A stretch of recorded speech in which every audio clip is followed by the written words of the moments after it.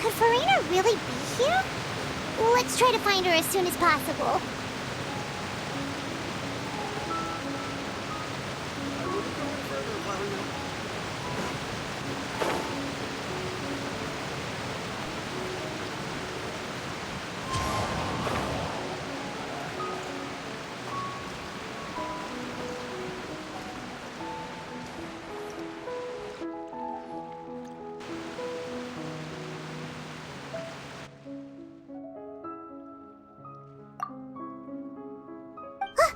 That's Farina, right over there. She really...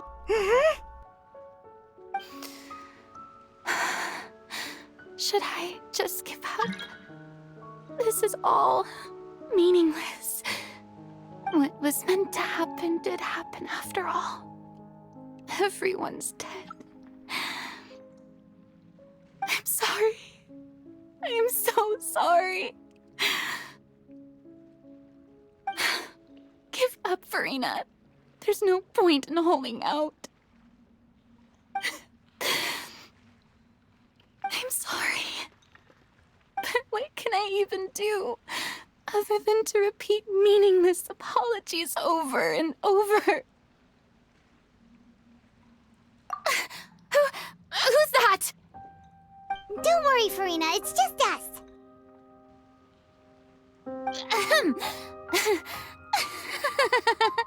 So it is you, blonde traveler from another land. Why, I almost thought you were someone from that mob of my ignorant subjects, come to kneel and beg for my forgiveness. Farina, you were crying just now, weren't you? The tear stains on your face are obvious. What do you mean, tear stains? Oh, I remember. The show at the Opera House earlier this morning was so moving. I'm still trying to process it. Who did that uncivilized rabble think they were, disturbing my enjoyment of the arts? They even dared to tout their Archon. I must teach them a lesson. I can just imagine their twisted and frustrated faces once they realize that I'm nowhere to be found. Oh, and I'm sure Nouvellette and those people from the Maréchaussée Phantom are freaking out right next to them, too.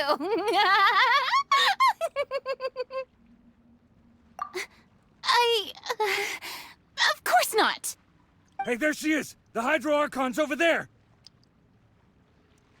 Quick, after her!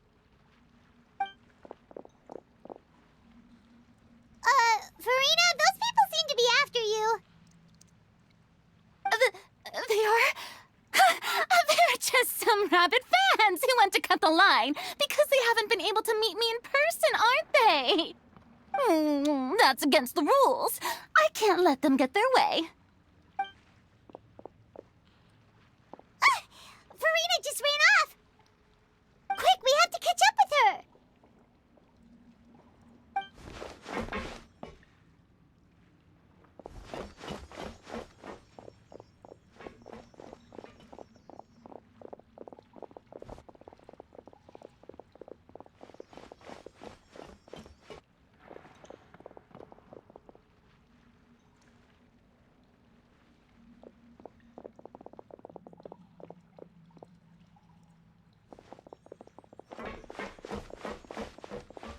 This should be the place, right? Hey, Farina!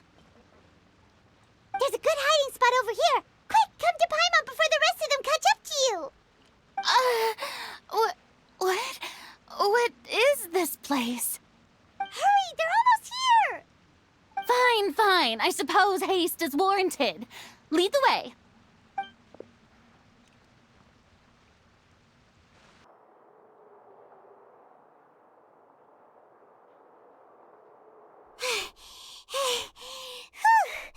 Paimon's exhausted.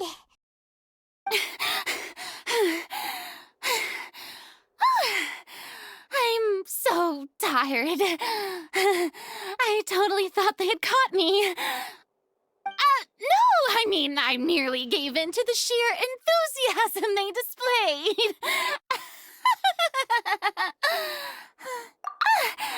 You're right. Yep, That's a good girl.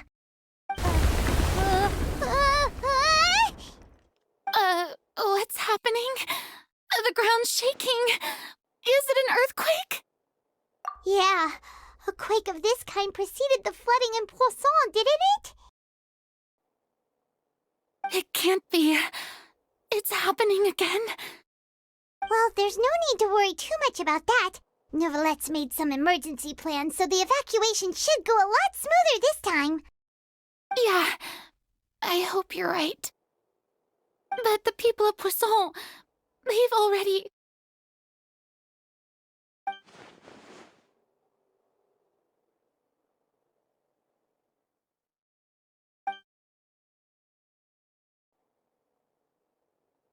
It's true. I've been investigating the prophecy for hundreds of years. I once had informants all over Tevat, searching for clues and feeding information back to me. I've tried all kinds of ways, too, to hold back the sea. Anything to keep the coastline from advancing. But all my efforts proved to be futile in the end. Really, the truth has been clear to me for a very long time. We cannot make an enemy of the divine. No matter what we do, the will of the heavenly principles will have its way, and the prophecy shall be fulfilled. Give up. I do love the sound of that phrase. It would mean finally coming to terms with fate, but also for me to finally be free. Indeed, I've thought about giving up so many times, especially after we almost lost Poisson. Fate is really unreasonable, isn't it? It has no heart and obeys no rules. The prophecy has only just started to come true, and so many people have already lost their lives. But just now, it all became clear to me. I still don't have the right to come to terms with fate on behalf of everyone else. As long as the final moment hasn't come, it's still not too late. Don't worry. I will keep hope alive for everyone until the very end. Well, that's enough for now. I got the impulse to play the stricken maiden, but honestly, considering my rank and station, that wasn't a good fit at all. Don't take any of what I just said seriously. How could I possibly let Fontaine fall to the whims of trivial prophecy? Come on! Paimon could have sworn you were actually being honest just now.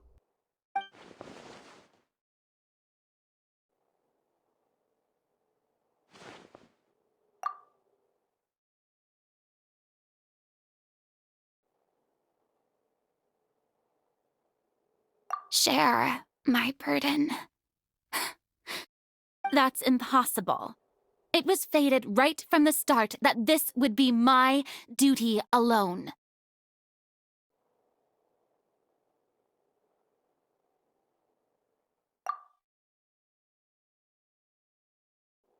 A witness. Yes, I've heard that you came to Tevat from beyond the stars, yes. In other words, you never belonged here. And if Tevat is, in its entirety, a show on a stage, then you're just a spectator, aren't you? If that's the case...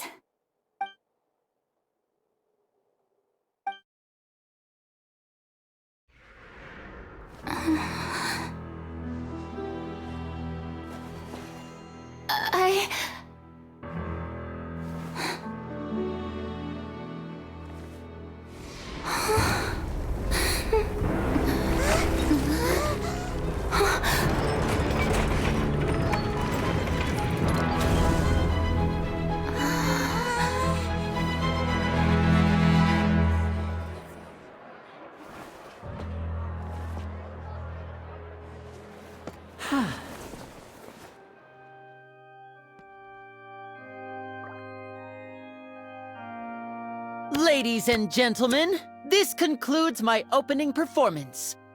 Now, without further ado, we may proceed to the trial of our god. So this is what it is. Yes, you deserve praise for the effort you took to raise the dramatic stakes. Do not forget, however, that I am Focalor, the god of justice, the embodiment of justice itself. Does it not strike you as even the least bit absurd to bring the very concept of justice to trial? May I interpret these words as your refusal to stand trial? In that case, you will have the opportunity to defend your honor through a duel. You would draw your blade against a god?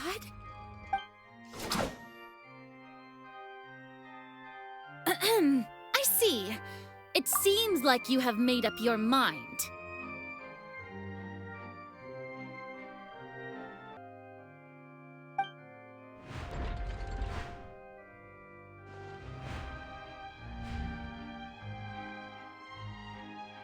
Paimon can't believe it. She just surrendered. What the heck is going on? Did I just see an Archon surrender to a human? Wow, how utterly humiliating. Lady Farina, what is the meaning of this? Shh! It would seem that there has been a misunderstanding. To be clear, the raising of both hands is not always an indication of surrender. Looking for excuses again, huh? I raised my hands just now to indicate my acceptance of the trial. No duel shall be necessary. I will admit that I've been running away for a long time. I'm sorry, everyone. I was unable to protect the people of Poisson. It is my duty to stand trial for my crimes. You are not the only ones to be disappointed in me. I, too, am exceedingly disappointed in myself. But now, it is time for the Hydro Archon to show you her courage and resolve. I, Farina, will use this trial to show the world the true meaning of justice! This time, I will protect you. Applaud and rejoice! One of the most outrageous and fantastical arcs known to the opera epiclese is now unfolding before your eyes. Mark my words, this shall be one of the most exhilarating and brilliant shows ever to grace the stage of Fontaine! The trial of the Hydro Archon, Focalor, will now begin! Woohoo! Oh, now we're making history! Why does it feel like Farina just took over the whole thing? Like, come on! Didn't she just get forced to stand trial for her crimes? Also, even though she's still acting super dramatic, she is taking this seriously this time, right? All right, then. Who will be my opponent in this trial? The court asks the prosecutor to please take the stand. Is that so? Very well. Then please speak, witness of Tivat, my accuser and fated opponent.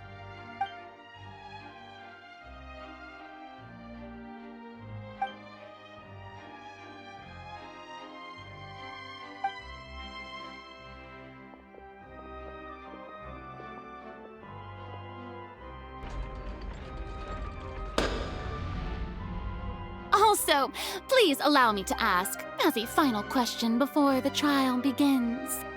Just how much work did you do to force me onto this stage? Well, we did do a lot of prep after the meeting that day.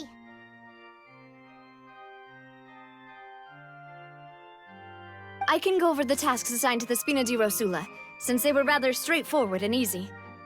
Navia, the president of the Spina di Rosula. Most of the people who participated in the disturbance this morning were my subordinates. They changed into plain clothes and came to the Opera House as regular audience members, waiting for the perfect opportunity to incite insurrection against you. The people's resentment against their Archon has been building as more and more of the prophecy is fulfilled. A spark was all we needed to turn smoldering anger into a flame. Moreover, according to our understanding and analysis of you, when something like that occurred, you would likely flee the scene and head to Poisson by yourself. So, we arranged for a second group to lie in wait there. So, you mean the ones who scoured the settlement for me were also from the Spina? And their goal was to force you to step into the giant magic box so you may personally participate in the greatest magic performance in all of Fontanian history. That's right. That house was a magic box, rather than someone's residence. As the super ultimate version of the setup that I used when I first performed at the Opera Epiclese, the volume of the box was increased by a whole order of magnitude, and the distance it traversed was the entire gap between Poisson and Araneas. Its cargo, of course, was an Archon instead of a human. My thanks, Farina. Without your help, we could never have pulled off such an extraordinary performance. You're welcome? Of course, this performance was only made possible with Father's support.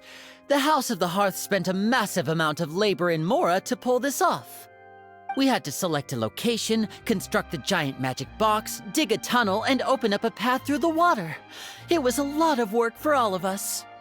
So, in other words, the earthquake that we felt within the giant magic box was just a normal tremor from the transportation of the whole house? That's right. It wasn't a sign of another disaster to come. Then, I can guess Nervilette and Cloran's parts. You gathered a crowd, prepared a stage, and made sure that the champion duelist would be immediately ready for a fight. Also that as soon as I appeared on the stage, the trial may commence without a hitch. Am I right? Yes, that is correct. Well, Clorand, I must commend you for your courage. Only the most outstanding champion duelist in all of Fontaine would accept a duel with an Archon without flinching. Thank you. As for you, Traveler, I suppose your role was to keep me distracted with conversation once you found me in Poisson. You'd make sure that I didn't notice anything amiss before revealing yourself as my prosecutor once we'd arrived onto the stage. Oh?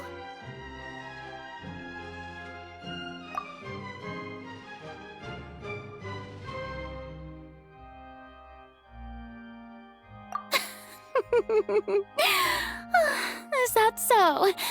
Then I suppose I must have missed my final chance.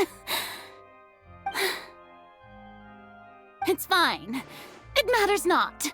What's done is done. The stage is already set, so there's no reason to disappoint the audience. Let's see this trial through to the very end.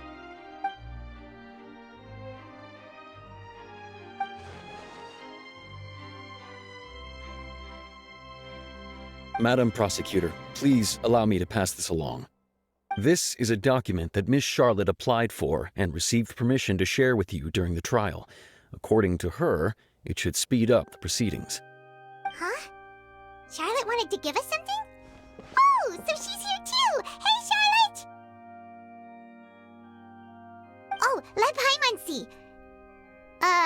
Isn't this the exclusive interview that she did with us before? So she's already finished it, huh? Wait, then that means this document is a perfect timeline of everything that's happened ever since we stepped foot in Fontaine! So in other words, we can refer to this anthology of evidence every time we want to use something from our journey as evidence for an argument! Let's quickly confirm the information in it. Just think of it as a refresher, alright? You defeated the Hydro Archon in the very first duels you took part in at the Opera House. That's one for the history books, all right.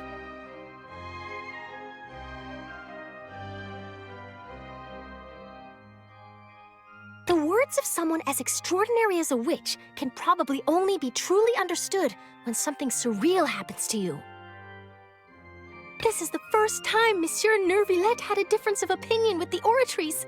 Even the Hydro Archon can't figure it out.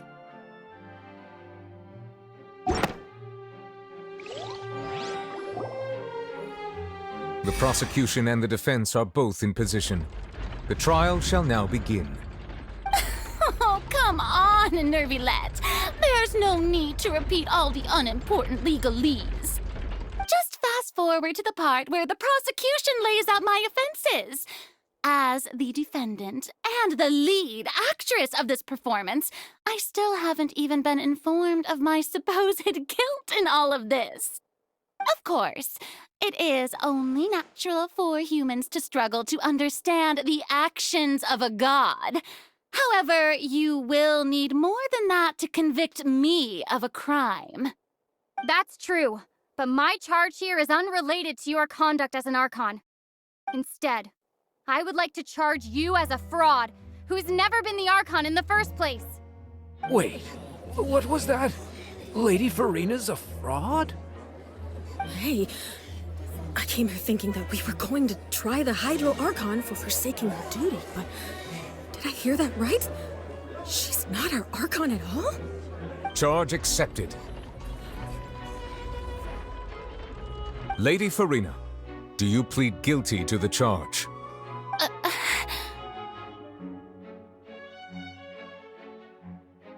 Lady Farina. I plead not guilty. How can I be guilty? There is no way that I, Focalor, otherwise known as Farina de Fontaine, a member of the Seven and the Regina of all waters, kindreds, peoples, and laws of Fontaine, could be anything other than your true Archon. Yeah, even though Lady Farina can be rather eccentric, isn't it going too far to doubt her very identity? Yeah, I've never questioned her identity either. Sure, Lady Farina can be super irresponsible, but what grounds does that prosecutor have to make such a huge claim? I have cause to believe that common sense will prevail in this case. Many of the members of the audience have known me as the Hydro Archon ever since they were born. There would be no fooling their memory. See? Even the Oratrice has decided to show me its favor. Are you sure you want to commit to a charge that will never be upheld? If you wish to drop the case, I can promise you as the God of Justice that you will not have to face trial for making a false accusation. We will treat everything that's happened as a dramatic spectacle and move on with our lives. What do you say to that? Huh. An argument with near impossible odds, huh? You have to not only refute Farina's claims, but also overturn the long-held beliefs of the people. Well, I tried to give you the chance to surrender. If you must persist, then let me ask. If you believe I'm not the Archon, then what manner of being do you think I am? And if I was not the Archon, then how did I manage to live for over 500 years?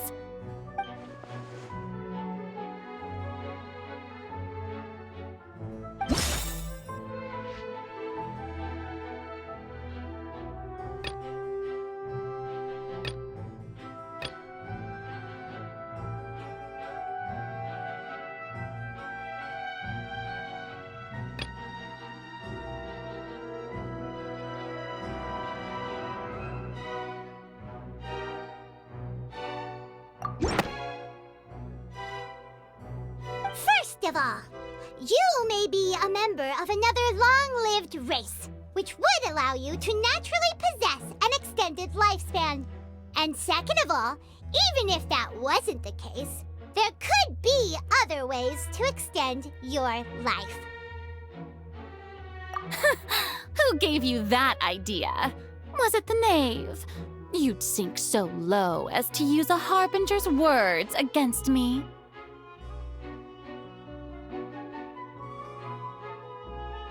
A curse? I once thought it possible that the aura of an Archon might naturally resemble a type of curse. But in light of this claim, perhaps what I sensed was not your divinity, but a curse after all. Neverlet sensed it too, huh? Lady Farina is actually a human? Well, it is true that it's extremely difficult to tell humans and gods apart just by looking at them. It's not impossible.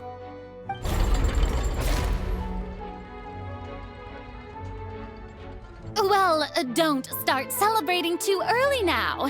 Even if I have been carrying a curse like you said, how does that prove that I am merely a human being?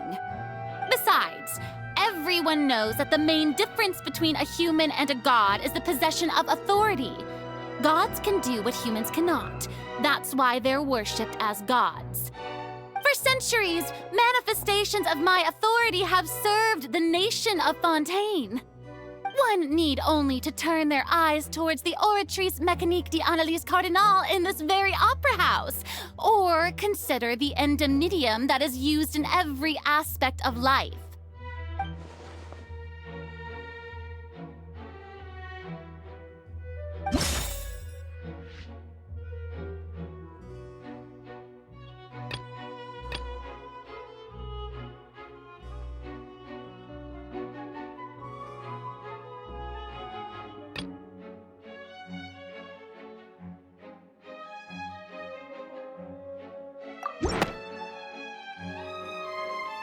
You tried to reference the Oratrice. But weren't you as confused as all the rest of us when the Oratrice declared Child to be guilty without any proof? Otherwise, you should have come up with a good explanation for that by now. Didn't I make myself clear at the time? The decisions of the gods are naturally difficult for humans to comprehend. There is no need to provide an explanation. Lady Farina, I believe a reminder of your current circumstances is in order. While the court is in session, the principles of justice and the law must come before all else. While you are an Archon, you are also first and foremost the defendant in this trial. You will prove yourself unable to defend against the prosecution's charges if you continue to withhold vital information against the rules of the court. I never thought you'd use that kind of rhetoric against me. That was no trick of rhetoric, Lady Farina. I've merely reiterated the rules of the court. Rules that all should respect and follow. So, you neither knew why Child was declared guilty, nor did you understand the structure and operations of the Oratrice. Instead of having been created by you, the manifestations of authority you mentioned have been made by the real Hydro Archon, haven't they? The real Hydro Archon? Well, now you're really losing me. It is true that I did not know why the Oratrice gave out a guilty verdict that day. But the Oratrice handed out that verdict unilaterally, and it has been operating independently ever since it was first created. You can't argue that just because a divine creation is flawed, that the god behind it must also be no god at all. She's still throwing out all kinds of excuses. Seems like she's confident that we won't be able to produce proof that she has no power over the... My power as an Archon. There are many ordinary citizens in the audience. How can I just carelessly demonstrate the formidable power of an Archon? If that poses a concern, I'm prepared to extend my protection to the audience. You don't need to go that far.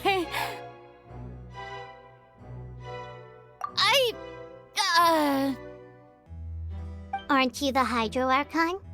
Or is it that you can't even wield the power of Hydro, much less the authority of a god? Indemnitium! Yes! It's all because of Indemnitium! All Archons derive their power from the faith of the people, and I've converted the people's faith in justice into Indemnitium! Thus did I give up all of my divine power to provide everyone with energy for their daily lives. Have you ever seen a more magnanimous god? Isn't that a huge stretch? Yeah, no matter how generous an Archon can be, how could they give up all their power? Can a god with no power even still be called a god? It seems like nobody's buying Furina's excuse. Hey, come now, everyone. Please don't stare at me as if I was a liar. I'm still the same Furina you knew, right? The one that you loved. Shouldn't you want to believe in me? Please? You've got to believe me. If what the prosecutor said is true, she really has committed a grave offense. Did she deceive all of us? And all of our parents and grandparents too? And all of our ancestors? Ever since they were born? Enough! That's enough. Tell me then, if I'm not the real Hydro Archon, then who is? If you have no evidence of another Hydro Archon's existence, nor can you find anyone who can back up their claim to be such, then what grounds have you to say that I'm not actually the real deal? Wow, she came up with yet another argument. How can we refute her now? Seems like she really doesn't want to give up.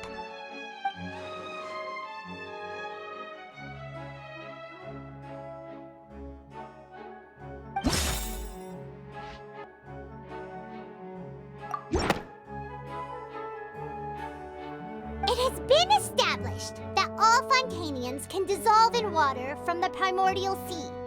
And that means... Since you insist on claiming to be a god and not a human, then there's a method that you can use right here and now to eliminate all suspicions of you being the latter. Miss Navia, please apply to serve as a temporary attorney for the prosecution before addressing the court.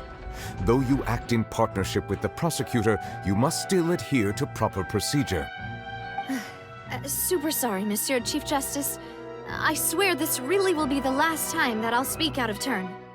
Now, I've brought some seawater from Poisson. As everyone knows, a massive flood struck the area not long ago, taking many lives, including those of some of my closest friends. So, Miss Furina, would you dare to touch some of this seawater?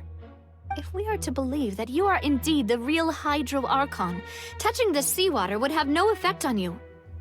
All it should do is strengthen your case. But if you don't dare to touch it, then we would have basically proved the reverse. Oh, and I must remind you that after the disaster at Poisson, nobody wants to see any more people dissolve. I do hope you'll act prudently and choose the simpler path of admitting guilt. Navia from the Spina di Rasula. The Spina has governed Poisson for many years. I guess her suggestion is valid. If Lady Furina is indeed just a human, she's probably Fontanian like all the rest of us. Would she really dare to try?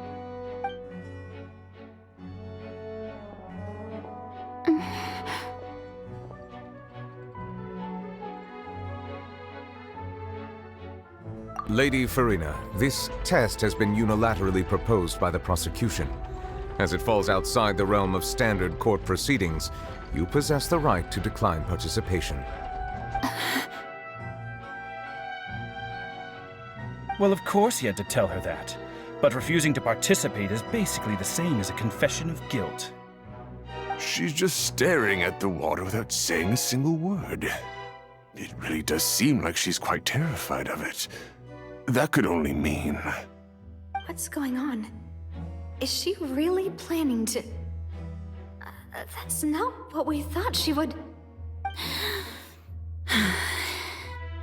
Due to the inherent risk of the test, Lady Furina, you may... What? Hey!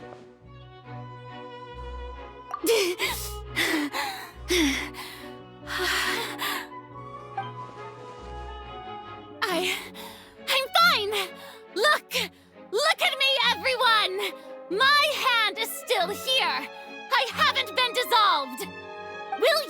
believe me now.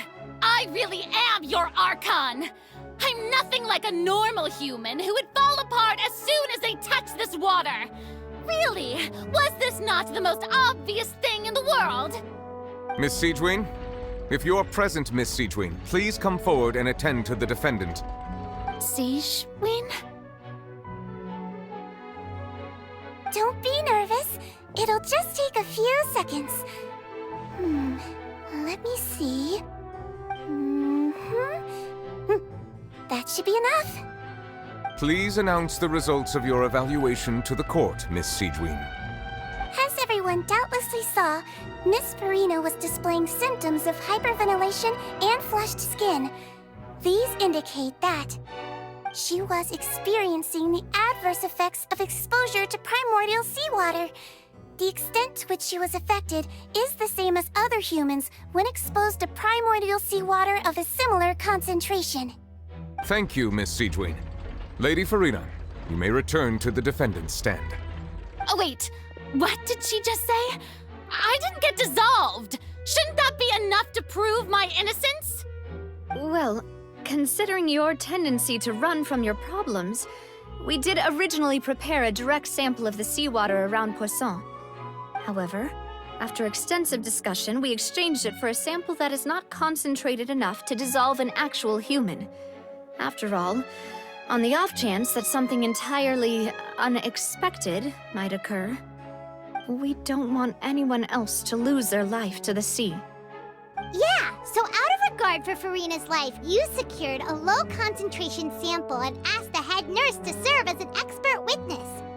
It's a great thing that the direct sample wasn't actually used. Farina could have... I can't believe...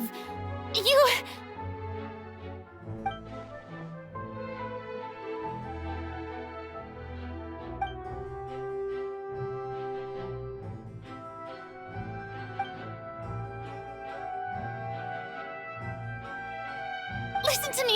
Listen to me, everyone. Please don't give me such cold and disdainful looks. What happened just now didn't prove a single thing. Think about it. How can you conclusively prove that an Archon can't also be affected by the primordial seawater? Also, if I was really just a human, why would I dare to just put my hand in that kind of water?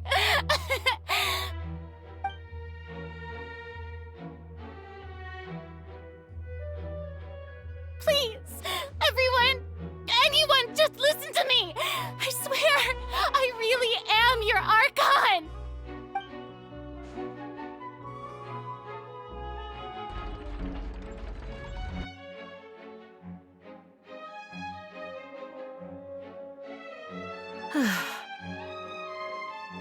I don't think anything she says at this point will sway anyone. The odds are just too stacked against her now. With all the things that have been said, Paimon doesn't think there's any way left for Farina to win.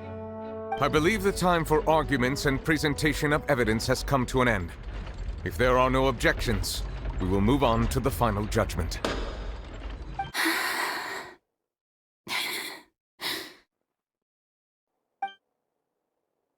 I don't think anything she says at this point will sway anyone. She's too stacked against her now.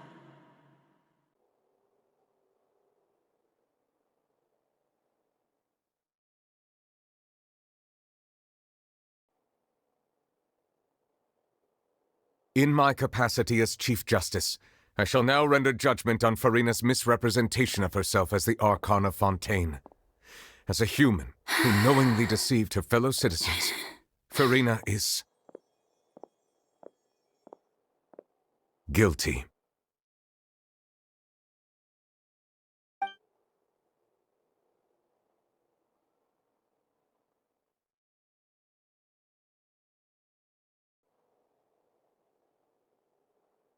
We shall now turn to the Oratrice Mécanique d'Analyse Cardinale to render the final verdict on the charges.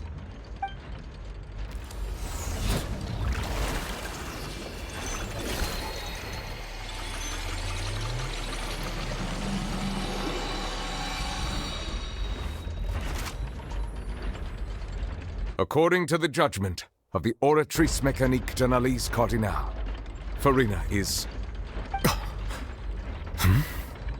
Well, what's wrong? What's the Oratrice's verdict? No, the Oratrice also displays a guilty verdict. Isn't that correct then? However, the exact wording of the verdict is thus: the Hydro Archon, guilty, to be punished via the death sentence. The death sentence? That's actually one of the available sentences? I've always thought that it was just a myth. The one and only time the death sentence has been handed out at the court, and it's been given to the very person we've worshipped as the god of justice? What an unexpected twist. Furina's been sentenced to death by the Oratrice? We just wanted to use the trial to show her the seriousness of things so she'd tell us the truth. How did things escalate this quickly? This outcome is indeed quite strange. According to Fontaine's current definitions of justice, as well as its recommendations for criminal sentences, is this sentence really appropriate for the crimes that have been committed? Yeah! Even Fauché wasn't sentenced to death by the Oratrice. You know, the real evil mastermind behind the serial disappearances case. Indeed. Not only is Furina's sentence overly excessive, the very point of our trial today was also to prove that Furina has never been the Hydro Archon in the first place. But now, the Oratrice seems to have deliberately invoked the title of the Hydro Archon. What does this mean? Excuse me, if I may interrupt.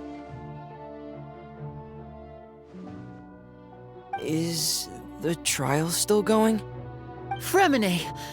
You finally made it. I assume this means you've completed your mission? Mm-hmm.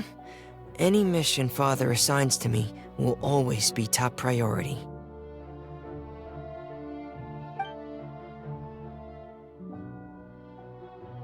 Is that the first prophecy slate? Huh.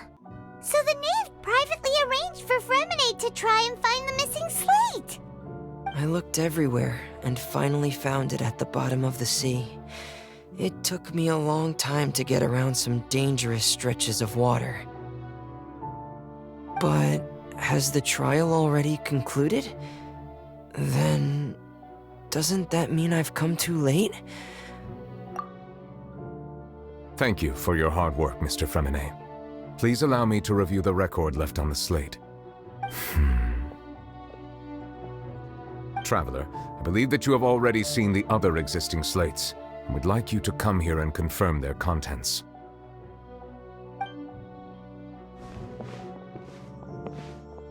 Huh? So what do you see? What is it?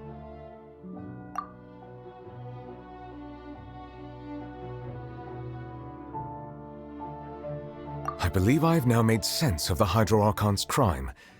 It has to do with Fontaine's lost history. Huh?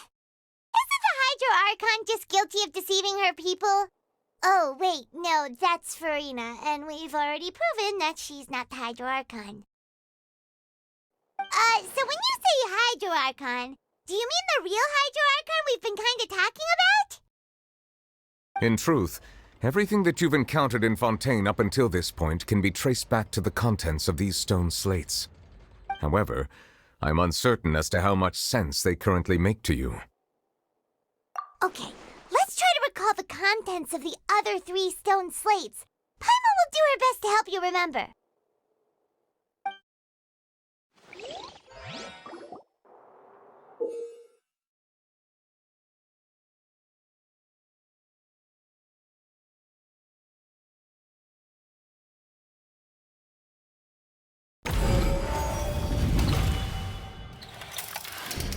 The first stone slate describes what you just said. It seems to show the previous Hydro Archon using her divine power, and then the Oceanids turn into humans. Does that mean that Fontainians are transformed Oceanids? Oh, Paimon wasn't expecting that. But if Oceanids can turn into humans, then perhaps this process can be reversed as well. The second stone slate shows Celestia floating in the sky, and the Hydro Archon and her people worshipping it together. But the heavens still brought judgment down upon them. This must be the point when the Hydro Archon and the Fontanians were branded with their original sin. Does this mean that the original sin and the Hydro Archon sin are the same thing? The third slate shows the Hydro Archon seeking into the sea surrounded by many people.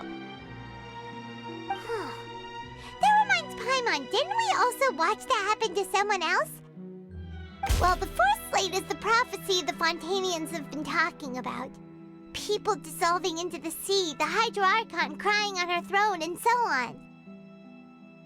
We didn't believe that such a crazy disaster could happen at first, did we?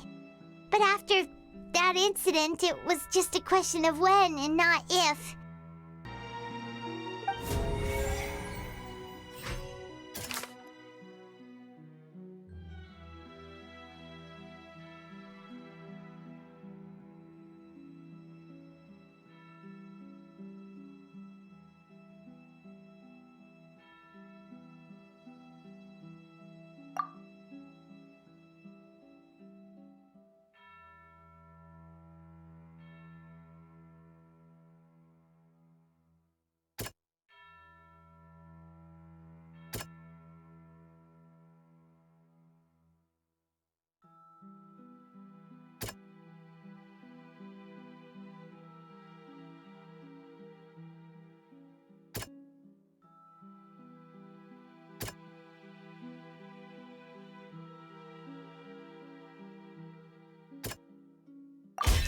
We know from the case of the serial disappearances of young women that Fontanians can be dissolved in primordial seawater. And the first stone slate tells us that long ago, the Hydro Archon used her power to turn Oceanids into humans.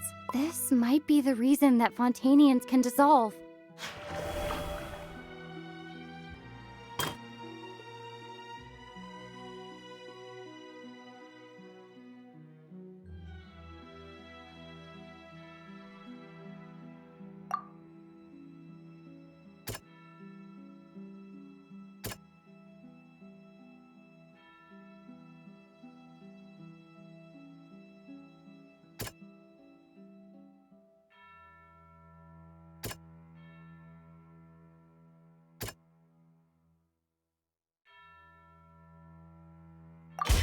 Perhaps what is about to take place has all happened before. The true sin of the Hydro Archon that Nervilette mentioned, and the original sin cast down on the people of Fontaine by Celestia, as recorded on the stone slates.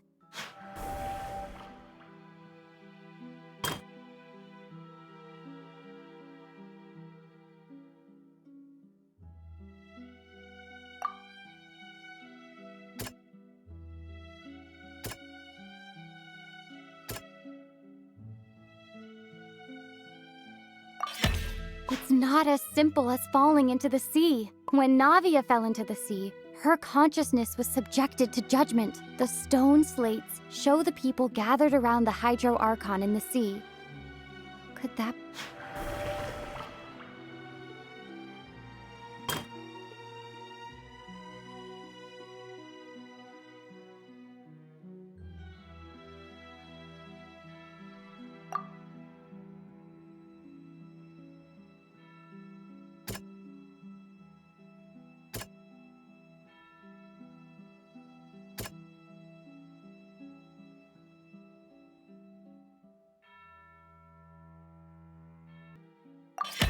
The prophecy from the stone slates found its way into society, but not many people believed it at first. The fortress of Meropide was nearly flooded with primordial seawater, which we know can cause Fontanians to dissolve.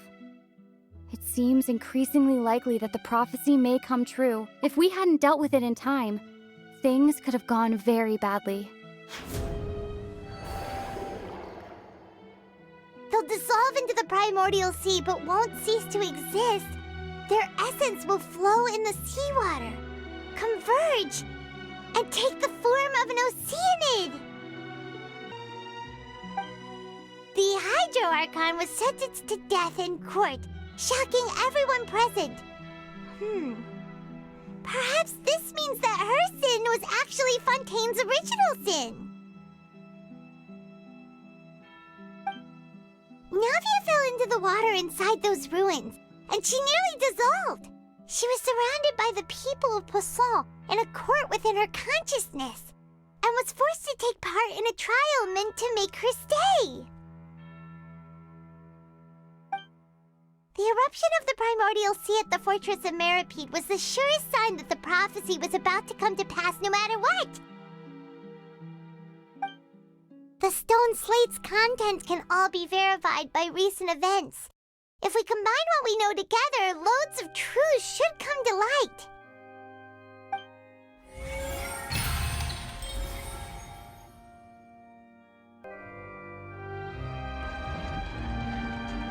Huh?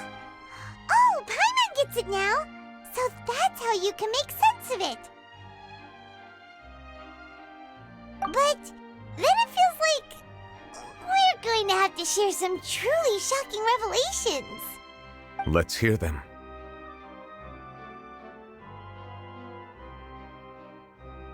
Incredible! Linny, did you hear that? We're not real humans. All Fontanians were originally created by the late previous Hydro Archon, with Oceanids as their basis. The evidence for that can be found in how only Fontanians could dissolve in primordial seawater, and how all the girls Vacher dissolved were also turned into Oceanids. Oh, and according to Navia, when she was about to get dissolved, she also saw everyone gathered around for a trial, all of them in the shape of Oceanids. Indeed.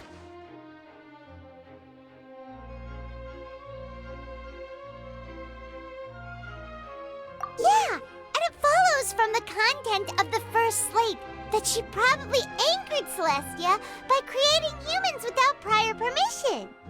That could also explain why the Oratrice judged the Hydro Archon to be guilty. It's to account for that ancient sin.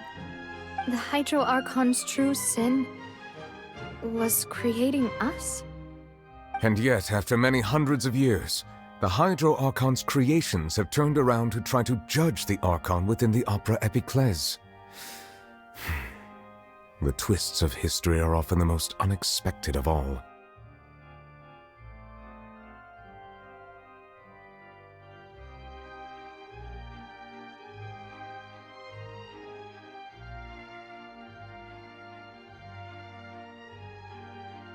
Yeah, isn't the image here just like when Navia fell into the sea? So wouldn't it be trying to show the image of the Hydro Archon also falling into the sea once the prophecy has been fulfilled in the fourth slate? In the end, the people will all be dissolved into the waters, and only the Hydro Archon will remain weeping on her throne. Only then will the sins of the people of Fontaine be washed away. Did Paimon get all that right? You've made some keen deductions. I must say, given how much you still don't know, it is impressive that you've already managed to connect so many pieces of the truth. However, while you were able to decode all the information on the slates, they've also been etched with an additional layer of hidden information using a different power source. When we were at the ruins, I tried to decipher the hidden information recorded in the slates. But since we only had 3 slates at the time, I was unable to come to a full conclusion. Now that the slate collection is complete, I shall make another attempt to decipher the narrative recorded within. If everything goes well, we should finally be informed of the unadulterated truth.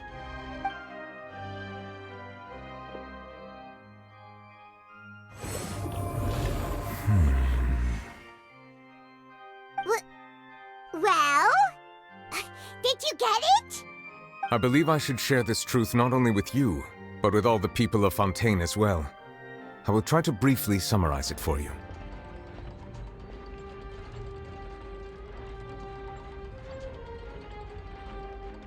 Your hypotheses regarding the origin of Fontanians and the sin of the Hydro Archon were both correct. In the Fontaine of old, the previous Hydro Archon sensed the yearning of her Oceanid familiars for life on land.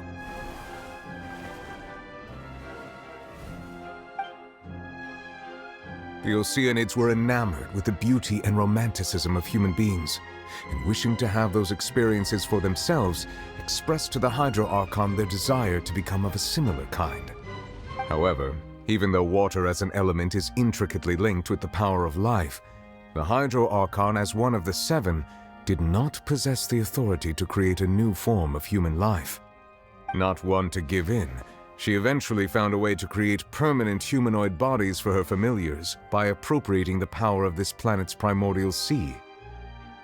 She poured primordial seawater into the Oceanids' blood vessels, creating humanoid mimics in the process.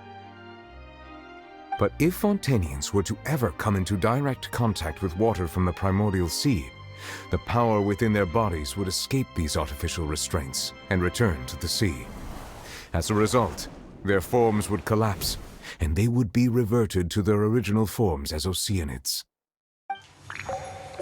Of course, the Hydro Archon never received permission from the heavenly principles to create a new human race. And thus, the Hydro Archon and all of her creations came to shoulder the original sin of appropriating the power of the primordial sea. That is the true history of how the people of Fontaine first came into being. So we were all Oceanids before we turned into human beings? That's way too much information for me. I think I'm just going to pretend that I never heard a single thing. Wait, but if that's the truth, we can't let the Hydro Archon be sentenced to death. After all, her only sin was creating us. This really might be too much information for your regular Fontanian, but it does answer a lot of our questions. Alas, your hypothesis regarding the third and fourth stone slates was inaccurate. The slates' respective positions are, in fact, correct. A key point of the visual on the third slate is how all the individuals depicted in the water are humans rather than Oceanids. They have not been dissolved, which implies that the water depicted in this slate is not water from the primordial sea. The nation of Fontaine is the nation of Hydro, as well as the nation of trials and justice. Instead of being the literal element, the water in the scene symbolizes judgment and justice. You may also recall Navia's experience. When she fell into the sea, her consciousness was surrounded by that of many others who intended to hold a trial to determine her fate. Therefore, the meaning of the third slate is that the people of Fontaine shall try the Hydro Archon at the court of justice.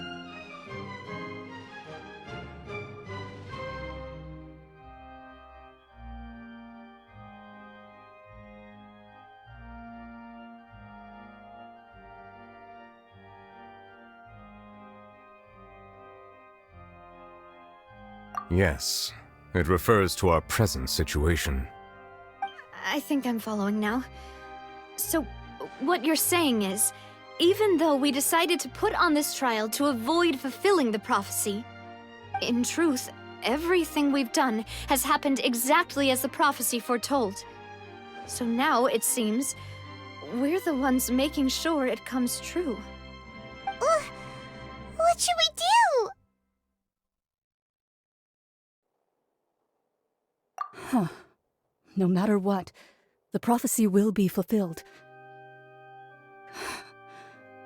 Is this what it feels like to be a prisoner of fate? If that's the case, does that mean the scene in the fourth slate will also be fulfilled soon? Traveler, I would like to point out another small fallacy in your deductions. About the fourth slate, you probably thought that the eruption of primordial seawater beneath the fortress of Masquerade served as the surest sign that the prophecy was about to come to pass, yes? However, I believe that rather than being a sure sign, that eruption could in fact only be a small warning of something far worse to come. As for the root cause of the catastrophe, I believe you've already encountered it once before.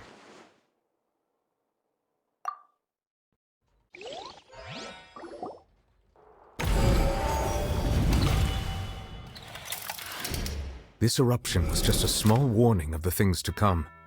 We must find the root cause of the disaster.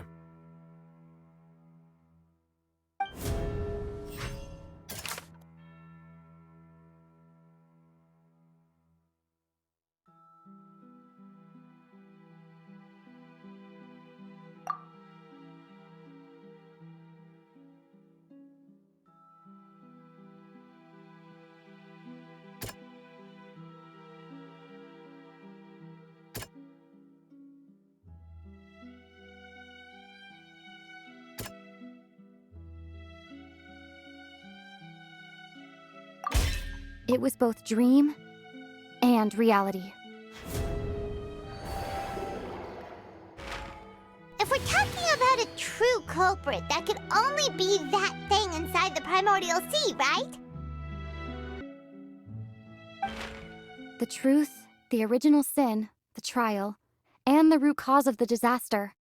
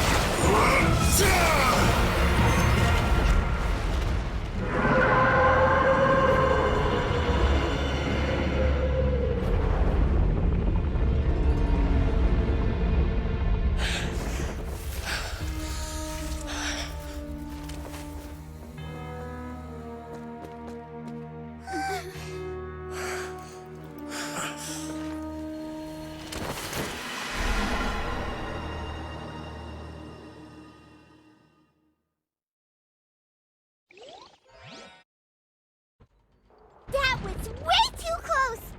How did that thing just burst into the Opera House? Wait, was that the huge whale you saw in your dream?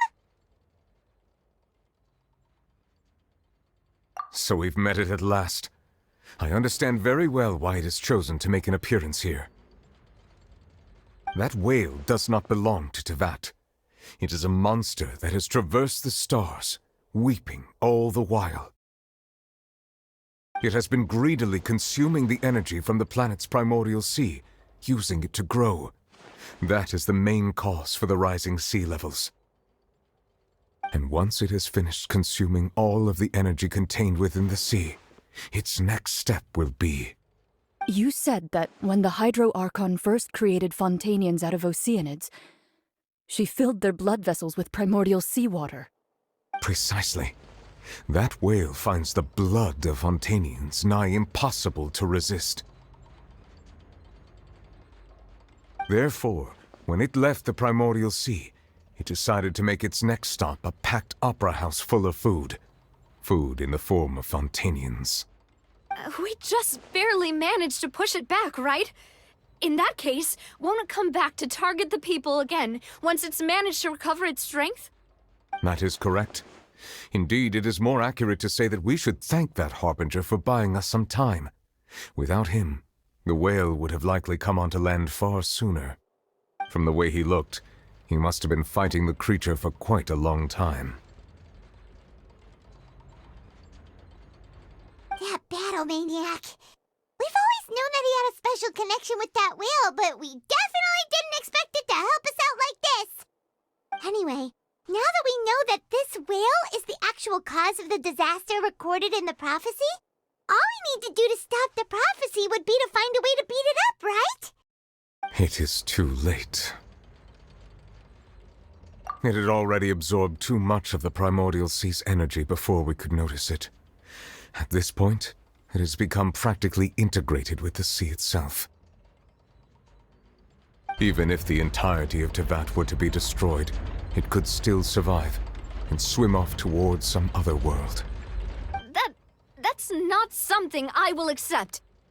We've already done everything we can, and we even found the true culprit. We've come so far. You can't just tell me that the last hurdle is some impossible foe. That's just not fair. Indeed, that's not how a grand performance should end. I'll fight it to the end, no matter what. So the prophecy will be fulfilled no matter what, huh?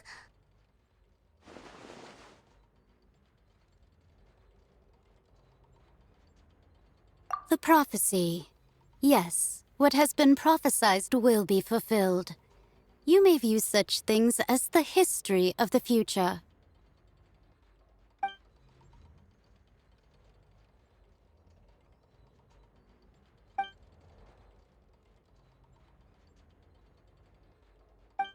Just as prophecies are usually only the future as seen from the perspectives of the gods, could things be happening in hidden corners where the gods' gaze does not fall?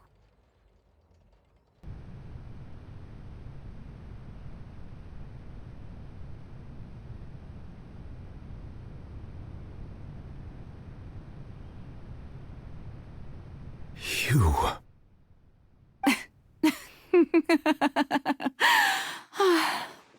Sorry. That shocked expression on your face is just too amusing. I couldn't help myself. You are not Farina. Who are you? Ah, the sweet sound of bewilderment. Marvelous. A sure sign that my attempt to deceive everyone was a resounding success.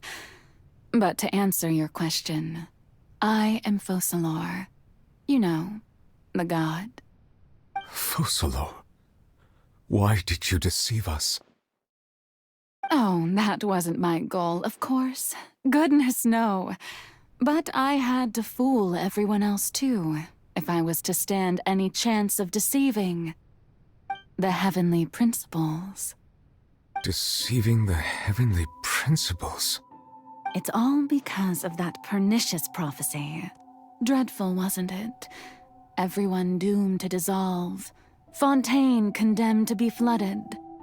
One was not amused. In fact, one was positively bemused when that problem was thrust upon me by my dearest predecessor. That's the former Hydro Archon Egeria, for the uninitiated. It hardly gets more disastrous than a preordained national catastrophe, now does it? She knew full well that the prophecy would surely come to pass. And as one of the seven, she also knew full well that one defies the heavenly principles at one's peril. So yes, as you have no doubt surmised, it was a rather impossible situation that I found myself in. I spent a terribly long time mulling it over, alone on the ocean floor. And I was almost growing barnacles by the time I finally realized there was only one possible solution to this confounding conundrum. I had to outwit the heavenly principles, allow the prophecy to be fulfilled, ostensibly at least, while saving everyone at the same time. I'm a genius, I know. I can only assume that's why Egeria chose me as her successor. Although, looking back now, it was hardly the inheritance one dreams of. Between the task of saving the nation, the quotidian duties of the Hydro Archon, and not to mention the original sin of creating a new race of humans, I dare say she left me quite a colossal mess to clean up. But one can only play the hand one is dealt. I did not choose this, any more than I chose to be one of her Oceanid familiars. So you were also once one of the Oceanids, transformed into a human by Egeria's hand? Yes, I was. I always dreamed of becoming human. And I still do, even now. In my eyes, to be human is to be part of the greatest opera ever known. After becoming a god, I separated my divinity from my body and spirit, leaving behind only a self that was as naive and bewildered as my past self on her first day as a human being.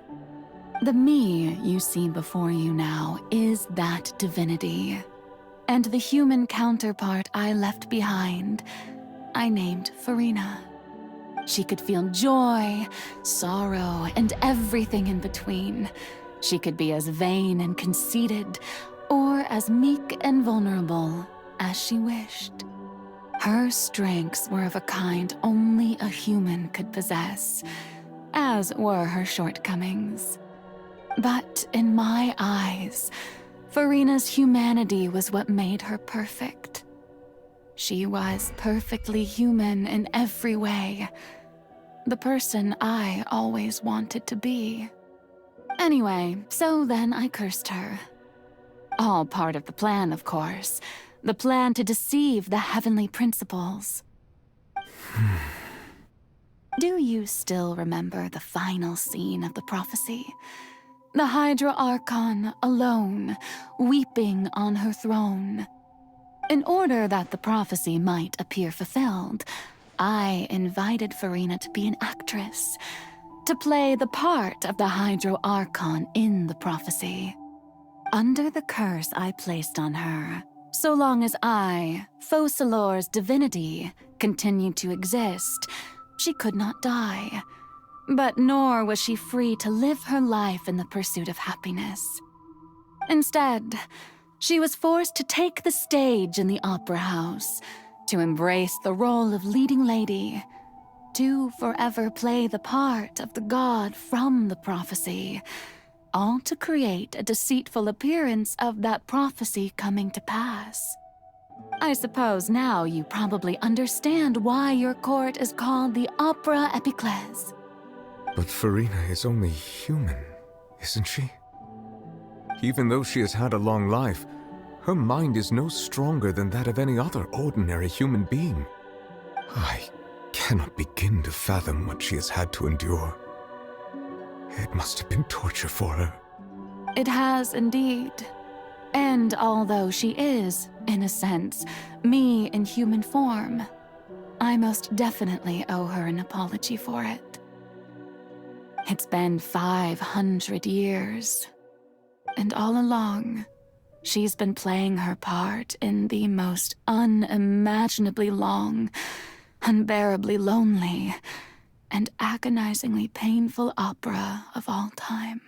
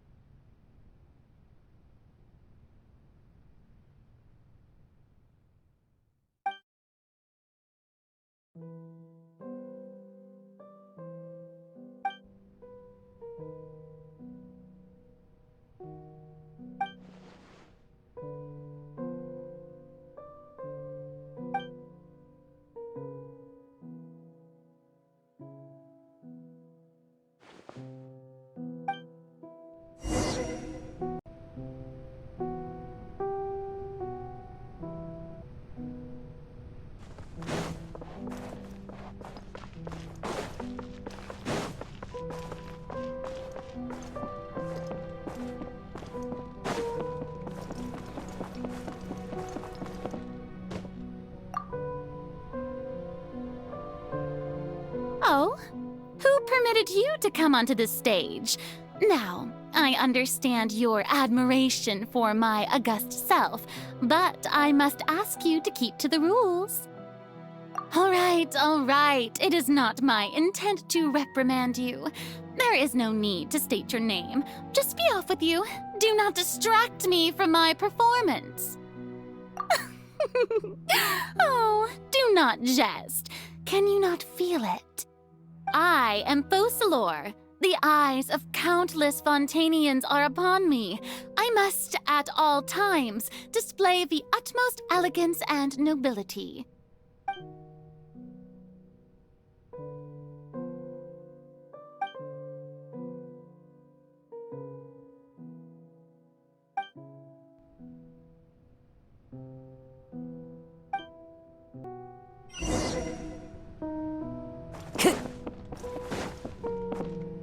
Dear audience, the performance is experiencing a technical difficulty, but worry not. The guards shall resolve it soon.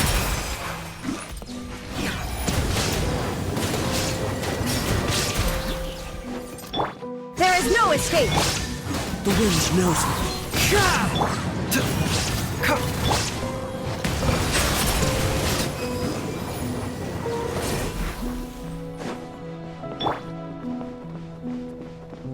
Hey, what gives?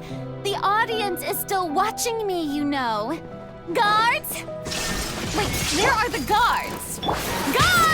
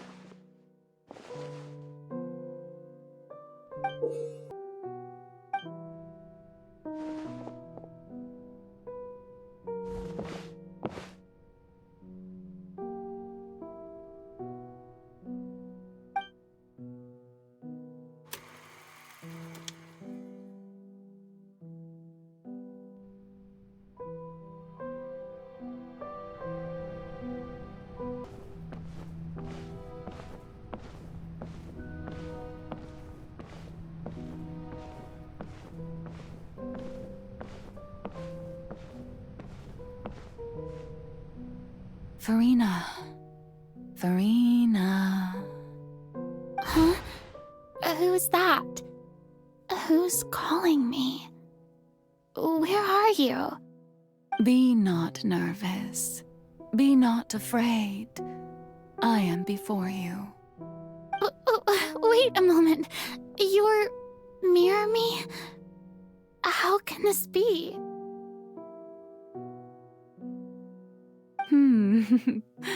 Mirror you, huh? You know what? That's not bad.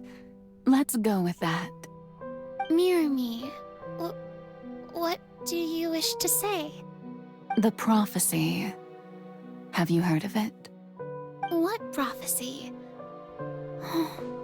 Wait. I know. I think. I don't know why, but it's in my head somehow. The people will all be dissolved into the waters, and only the Hydro Archon will remain, weeping on her throne. Only then will the sins of the people of Fontaine be washed away. Oh, very good. You know it well. What's going on? I can't seem to remember anything clearly. The only thing I know for sure is this prophecy. Will it really come to pass? Yes, it will. And that is why I've come to you. Disaster will come to Fontaine sooner or later. Things will develop just as the prophecy declared. There is no escaping it. But doesn't that mean everyone will die? I'm a Fontainian just like them. Will I dissolve too? Oh, don't worry. Magical meetings exist in this world precisely to give people a chance to turn things around. It is the reason why you met me today.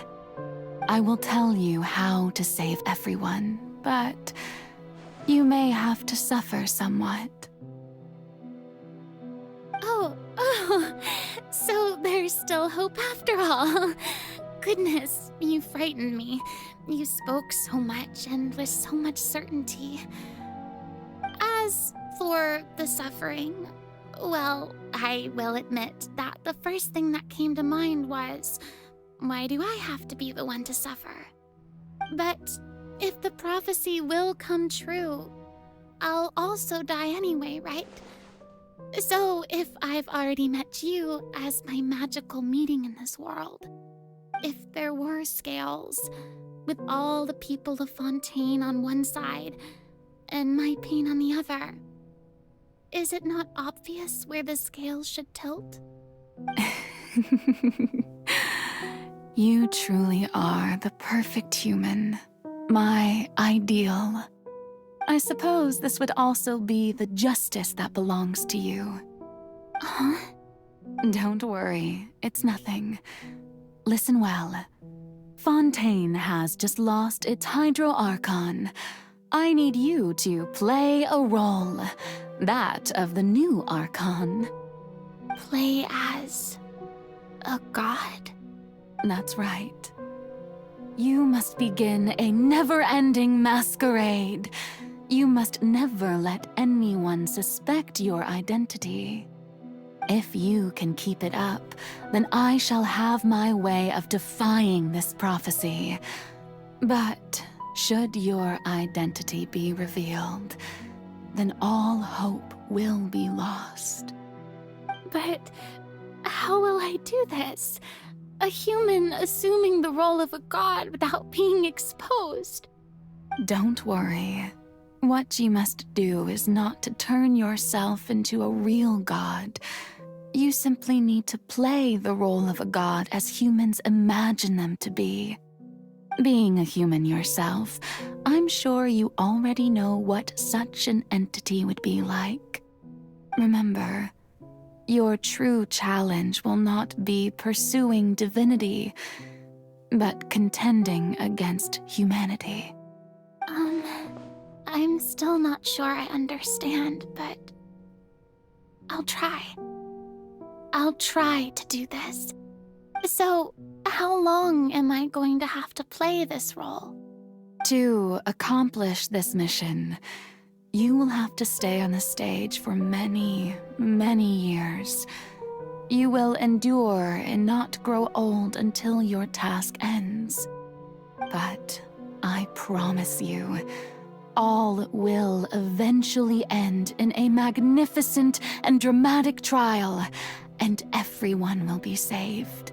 A trial, huh? How exciting. I'll be looking forward to it.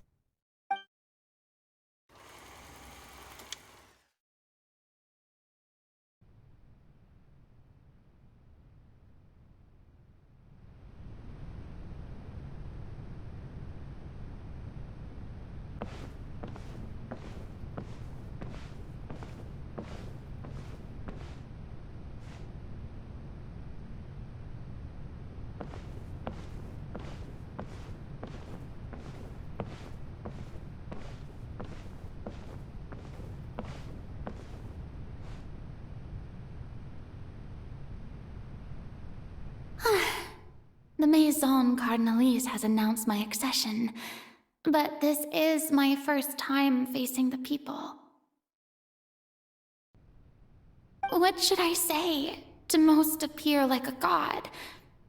To be honest, I still don't know. Perhaps I should first try to act natural. Ladies and gentlemen, good evening, and welcome to the Opera Epiclese. I'm sure you've all heard about how I have taken on the role of Hydro Archon. Indeed, I am Verena de Fontaine, your new Archon.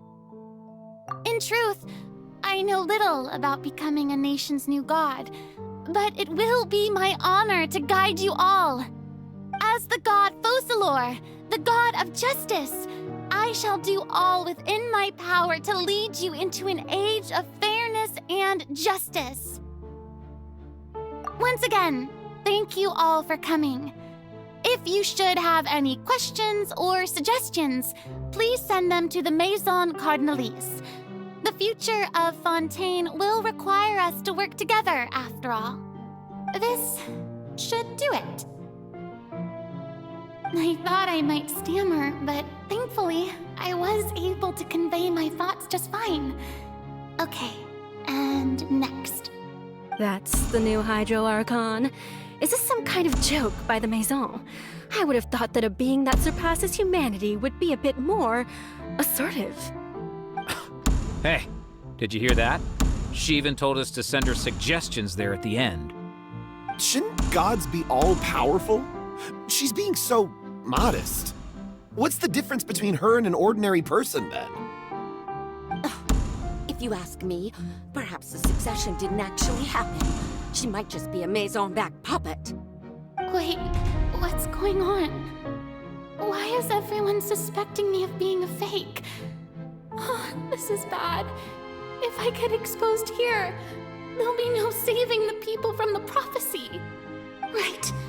Mirmi said that I just need to play the role of a god as humans imagine them to be. Calm down, Farina. Think. What do the people want? How would they imagine a god to speak and act? Assertive, with a strong sense of presence. One who can dispel all doubt. That is the character I'm fated to play.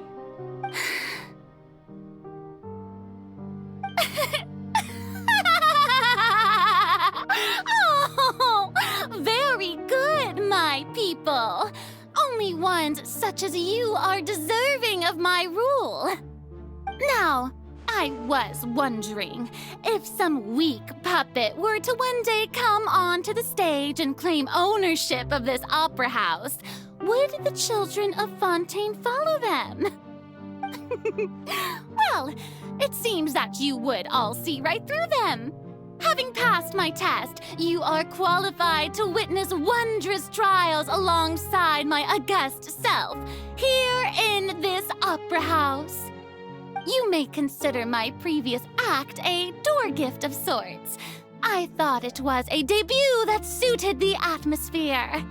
Now then, let us be reintroduced. Ah, so that was just a performance. How could I have forgotten that we were inside an opera house?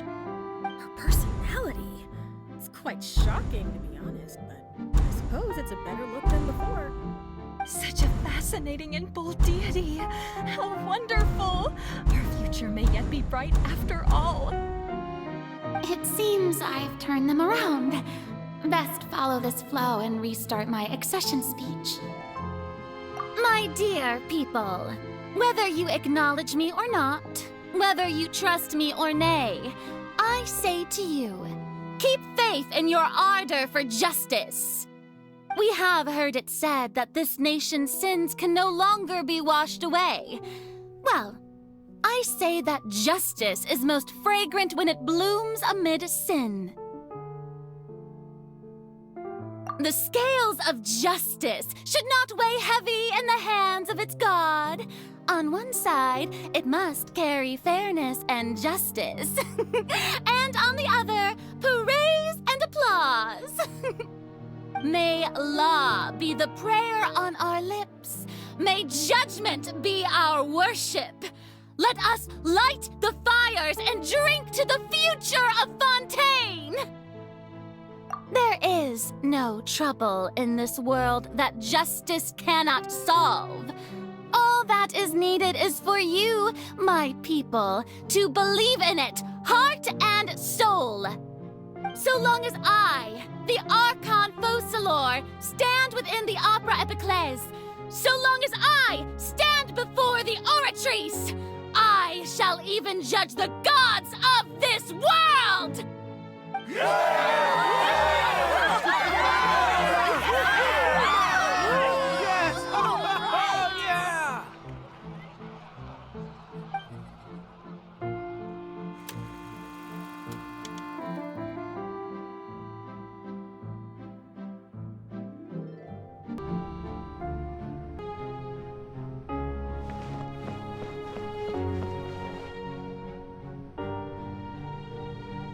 Lady Farina, here are today's case reports, as well as a summary of the follow-up for your perusal. Come now, was I not just at the Opera House in person? Leave these kinds of things to Neuvillette. Besides, none of these trials were the one that I'm looking forward to the most. If I may be so impertinent, what kind of trial are you truly looking forward to? A magnificent, dramatic, and wondrous trial. A trial to end all things. How could you hope to understand? That's true. I fear I lack the ability to grasp your divine thought, Lady Archon. No need for fright, and do not take what I said before too seriously. Go now, do your duties. The trial I await. It will come one day.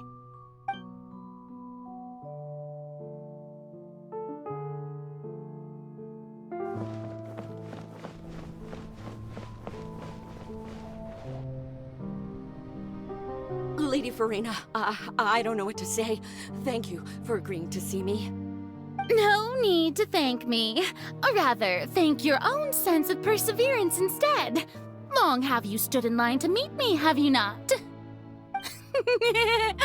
Oh, I'm afraid that's just an inevitable consequence of my divine charm. All right, Deoteria, is it? How is your son's illness? You remembered me, and you knew of my family, too. He is doing much better now. In fact, he is far more of an ardent believer than I. He was the one who forced me to seek an audience with you, and to bring your words back to him. Oh, good. Very good. If this should happen again in the future, please do not hesitate to come and tell me. Going down to citizens' homes every so often, while not usual practice, should serve as a fine change of pace. You're such a gentle and wise god. Thank you once again, on behalf of my son.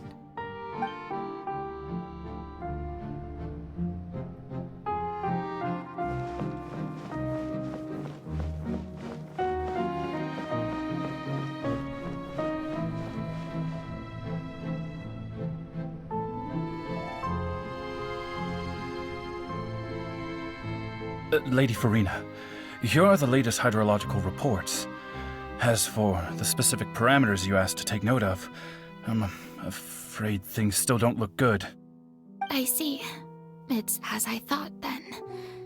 As your god, I did already expect this, but I wanted to see how far your human wisdom would allow you to analyze it. All manner of signs indicate that the prophecy will still come to pass.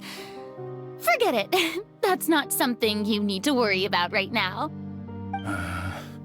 Well, as I understand it, the Fontaine Research Institute is also trying to find a way to counter the rising water levels. Really? Have they found anything? I'm afraid that they haven't found any effective solution thus far. Oh, is that so? Well, no wonder. This issue has reached the realm of the gods, after all. Still, their spirit is praiseworthy.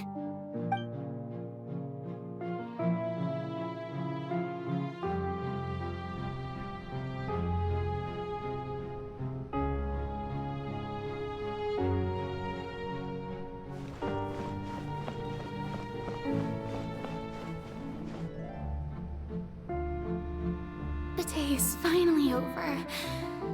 I haven't had a moment to breathe this whole time.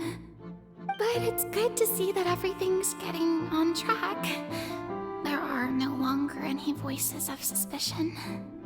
Maybe this is fine. I just need to keep going, and everyone will be saved.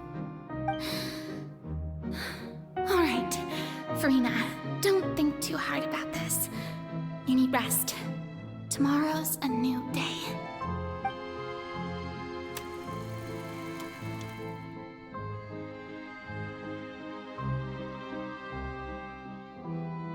Lady Farina, here are the new trial reports for the latest cases, as well as a summary of the follow-up. There'll be no need for that. I've seen them already. There's no need to go back over scenes I've witnessed in person before. Lady Farina, I've waited so long for this chance to see you in this manner. Indeed, my dear, loyal citizen. This joyous moment is an honor for us both.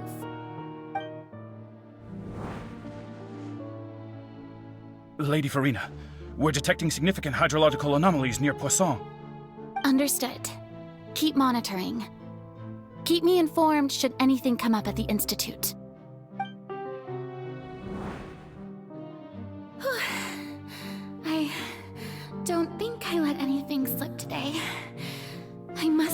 the people that there is nothing to worry about. I just don't know when these days will end. I feel utterly exhausted. Best to rest early today, too.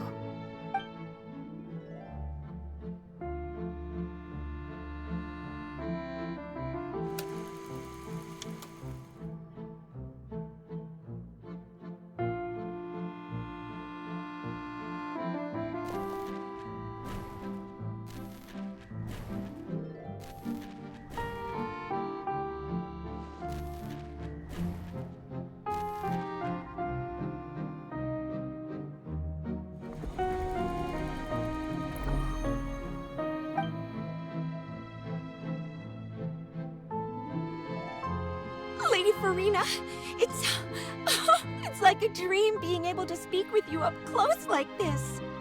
I've heard that the first member of our family who was honored to receive an audience with you was Madame Deoteria, almost 20 generations ago. And what a fine family yours is indeed. It brings me great joy to meet such a faithful believer, a descendant of a line most ardent.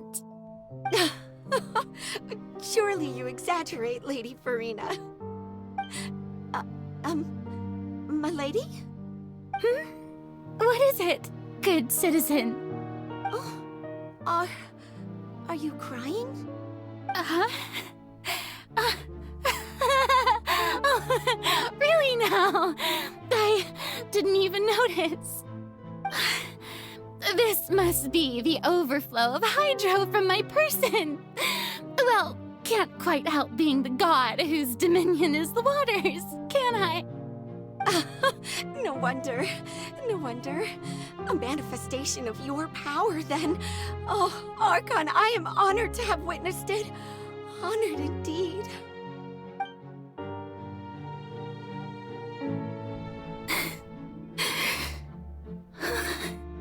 So interminable. So lonely. Just how much longer? Hundreds of years must have passed by now. Perhaps the show must go on for hundreds more. I never imagined that it would hurt so much. Have I reached my limit? No. Perhaps I reached it long ago. Today I didn't even notice my own tears. I want to tell someone, anyone, about this. But would that not destroy all I've done so far? I've conducted so many investigations across the centuries, but there's not even a sliver of hope that we might break the prophecy. All I can do is keep heart. I must maintain this act. It is the only way to save Fontaine. Please, mirror me. You have to succeed.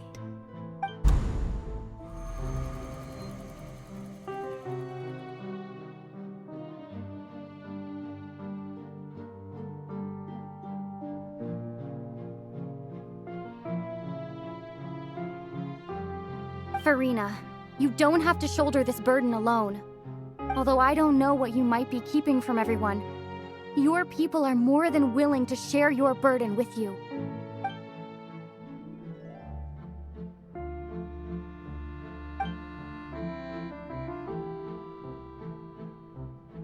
Share my burden. That's impossible. It was fated right from the start that this would be my duty alone. But even if your burden doesn't need to be shared, you can still choose to confide in someone. Just share it with me. I'm what you'd call a witness. A witness? Yes, I've heard that you came to Tevat from beyond the stars, yes. In other words, you never belonged here. And if Tevat is, in its entirety, a show on a stage, then you're just a spectator, aren't you? If that's the case... She's right. I could confide in her, couldn't I? But if things don't play out as expected, the people of Fontaine will be the ones to pay the price. No, Farina, you shouldn't be selfish. But what if it's really all right? Farina, you've worked so hard for so long. Surely it would be okay to put yourself first for once. Just this once. Is it such an outrageous thing to do anyway? To find someone in whom you can confide your frustrations and sorrows? Surely it could not hurt. If you let this opportunity slip through your fingers, it might never come by again. Think about it long and hard.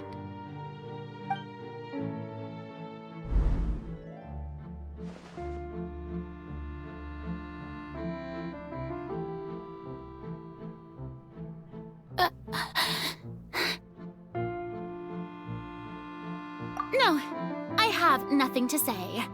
I am Farina, the Archon of Fontaine. Everything will surely get better. All you need to do, dear spectator, is to witness my performance until the curtains fall.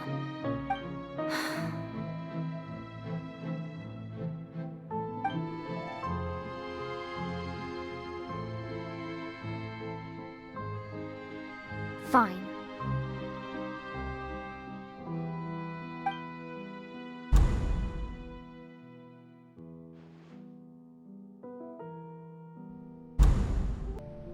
So even Farina doesn't know the truth? You've never once let her in on the full plan? Yes, it had to be done. To deceive the heavenly principles, you must first deceive yourself. She did very well. If she had let her resolve falter even once in these 5 centuries, Fontaine would have been doomed to the most tragic fate.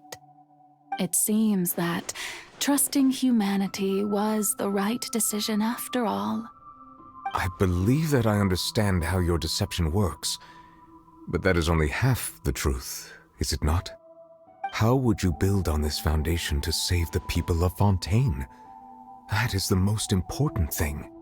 Ah, good. Of course, the Iudex of Fontaine has pinpointed the crux of the issue. I'm sure you've long sensed that the Oratrice is no simple machine, yes? I've always suspected that it had its own consciousness. And Linny did mention that he heard a human voice within the core chamber. It now seems that that person was you, hidden within the machine all along. Am I right? And then I became one with the Oratrice, taking Fontaine's gnosis with me. Yes, it would seem so, wouldn't it? Alas, your understanding of this device still lacks sufficient depth. In truth, it is no enactor of justice.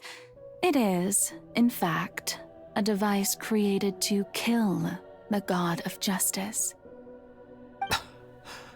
I beg your pardon? Oh, you have it. And to be more precise, not only will the Oratrice take down the god of justice, it will also take down the divine throne upon which she has been placed. I mean, did you think I would be the sort to enjoy peaceful repose while Farina suffered? My work over these last 500 years has been to constantly accumulate indemnitium within the Oratrice. But really, some have already discovered that only a small fraction of the energy generated by the device was ever used to provide power to Fontaine. The vast majority had to be, accumulated to enact this death sentence. It was all part of your plan, then? Both the trial and the sentence. Indeed. This power, accrued over 5 centuries, could have sustained Fontainians for millennia had it only been used for that purpose. Almost all of it has now been stored within the oratories. But only power of this magnitude could hope to destroy the Hydro Archon's divine throne, shaking the rules established by Celestia and breaking through the institution that is the Seven. So the Oratrice's call for death was for neither Farina nor Focalor, but for the Hydro Archon. The destruction of that divine throne. If I do not misunderstand your intent, you must be... Returning what's rightfully yours to you, of course. In other words, this was all done to return the authority of the Hydro Archon to the Hydro Dragon of this planet. But...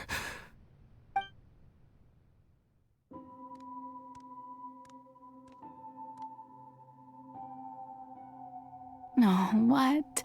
Getting sad again, are we? The authority of the ancient dragons shall soon be yours once more, O Hydro Dragon Sovereign. And this is the face you make. all you've done throughout the years is just so you can sacrifice yourself at the very end. I've never quite seen it that way, you know. Even now, I'm quite pleased at how well my deception worked.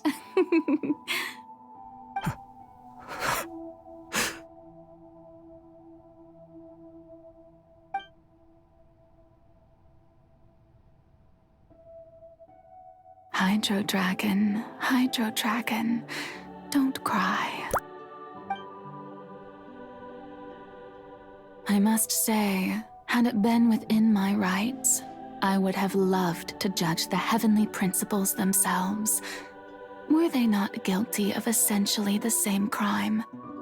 Egeria stole the power of the primordial sea, and the heavenly principles stole the power you ancient dragons possessed. I, for my part, am the god of justice. And is it not just that your original powers should be returned to you? Speaking of justice, I have always believed that justice lies in the process of pursuing human existence itself. So, if the theft of the primordial sea's might was Fontaine's original sin, then, leaving matters of procedural right and wrong aside, the descent of the Fontainians as humans and their right to exist in this world would be Fontaine's original justice. In other words, existence was Egeria's justice, and to me, justice is the continuation of that existence. Defying the prophecy and ensuring that Fontaine's people shall live on, that should be the justice enthroned over all others.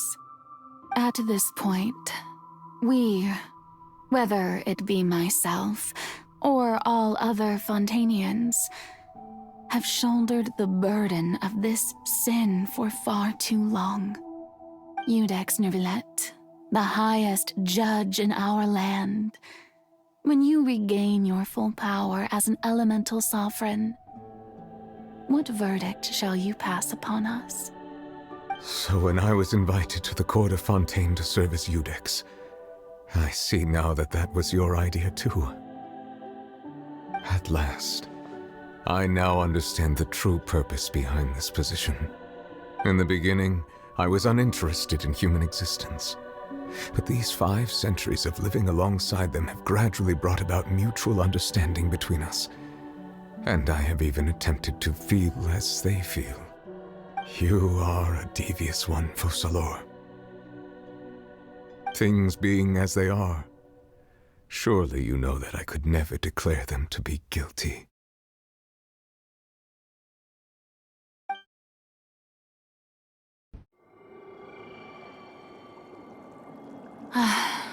The hour of my execution is almost here. For the sinner, the curtain call has come. I know I may not sound it, but Faced with death, I find myself a little afraid. Perhaps this is one thing both gods and humans have in common.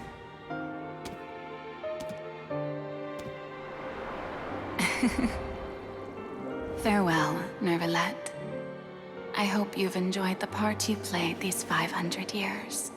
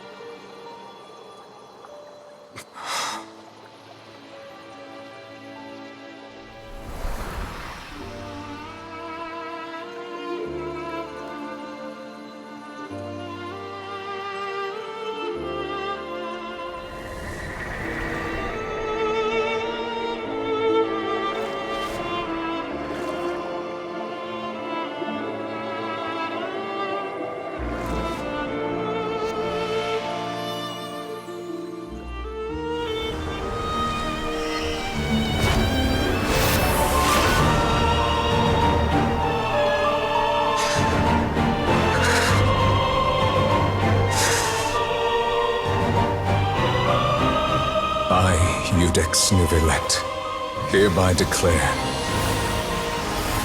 people of Fontaine, your sins are forgiven.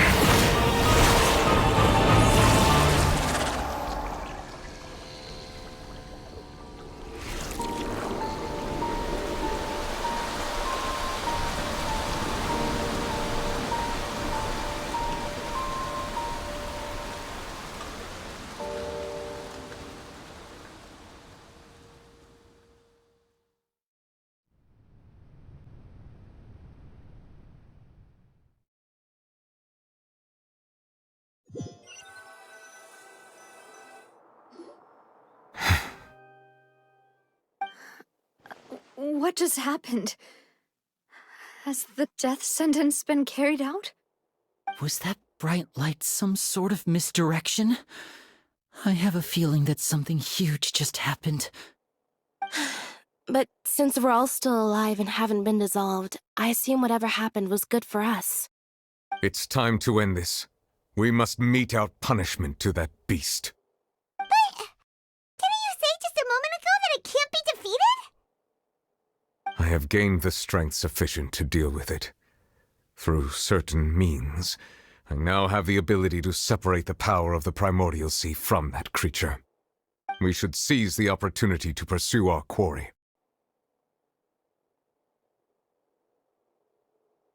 Traveler, now that the oratories can no longer function, I require an executor to help me mete out justice. The root of the calamities befalling Fontaine, the beast that enacts the prophecy, its name is the all-devouring narwhal. Come with me, traveler. The hour of execution has come.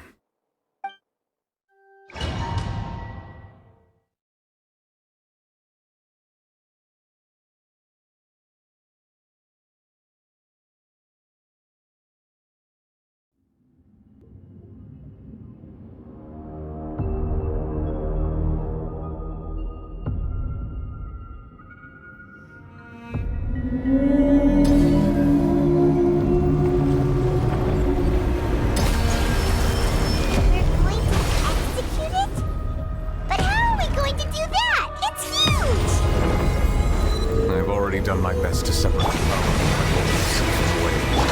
Considering the size of the beast, I cannot reach the power source. Unless we can find a way to attack it from within. I shall share dragon's power within. I shall look for an opening to get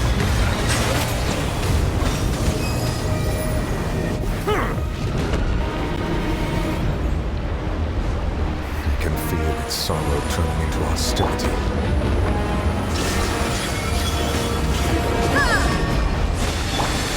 Silence!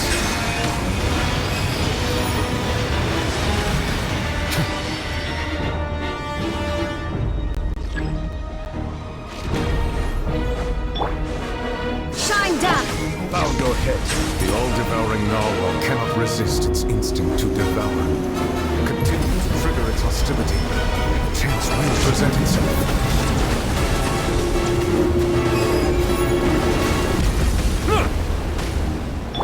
Illusion shatter!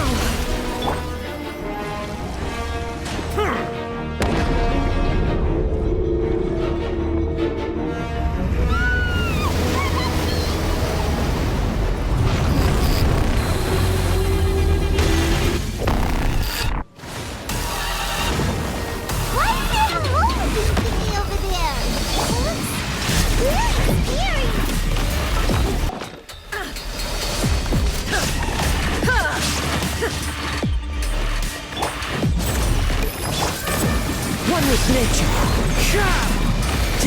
Fallen leaves. Adorn my... I have granted you my protection. Do not fear.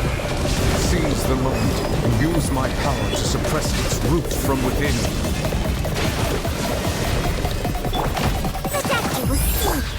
Illusion shattered! Justice is blindsided.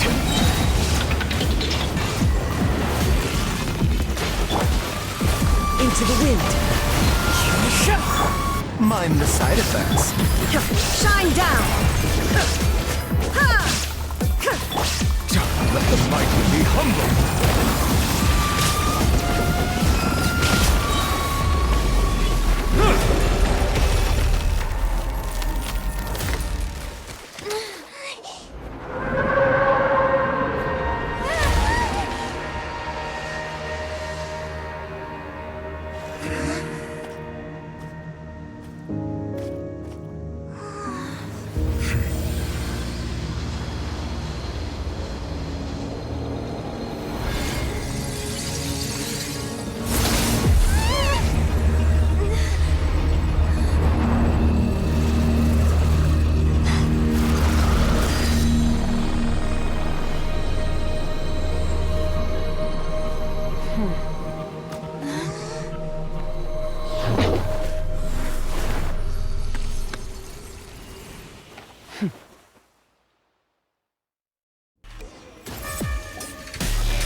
Thanks for helping with the cleanup.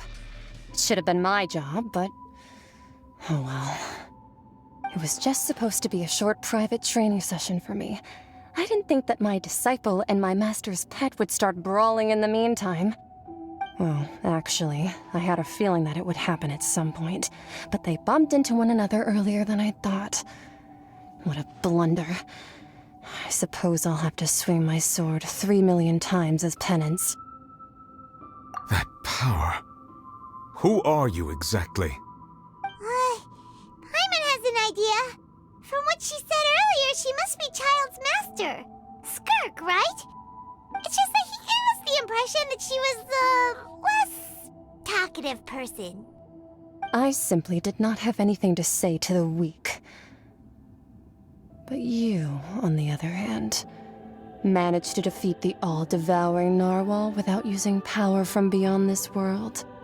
So you may speak to me as equals. I have to agree. It's a strange use of a planet's primordial waters just to raise an all-devouring narwhal. That kind of power is wasted on it. It's not cooperative. It eats too much. And I have more important things to do with my time than pet sitting. The only thing that creature has going for it is its looks. All in all, it fails as a pet. Miss Skirk? I think you might have missed the point. The point being?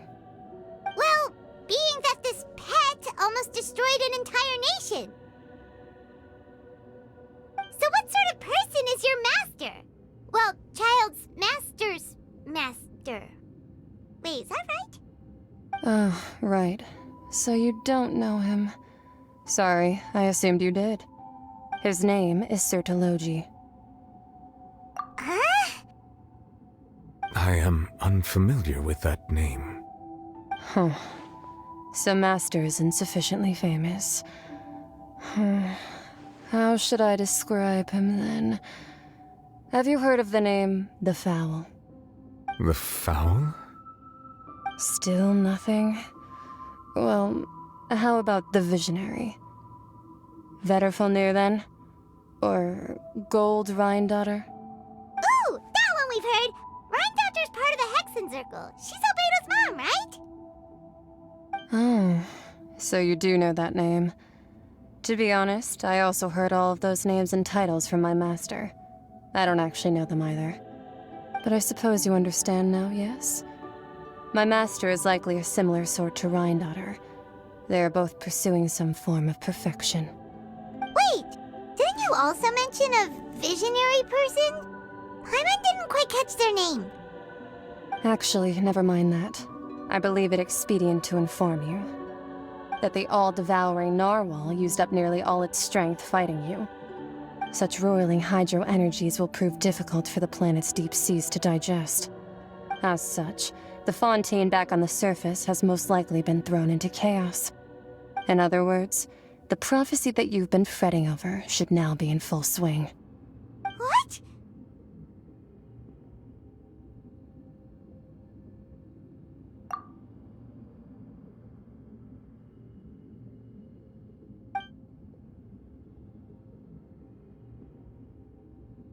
Not to worry. Focalor has already managed to deceive the heavenly principles.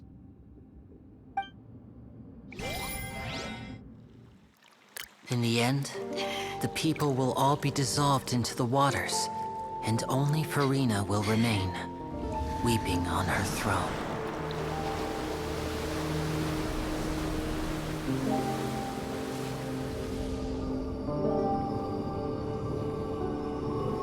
Only then will the sins of the people of Fontaine be washed away.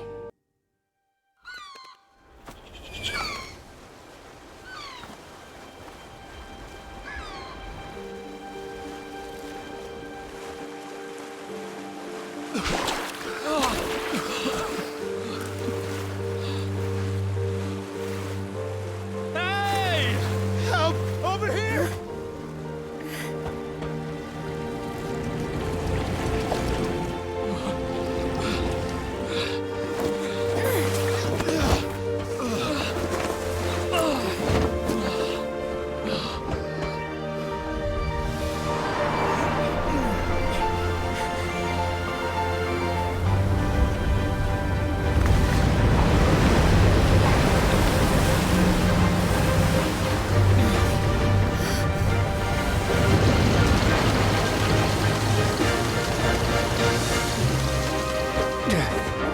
All hands, initiate emergency rescue!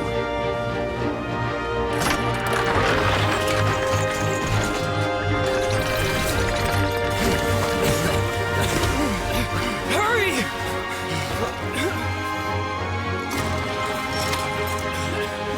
Hey, lend a hand!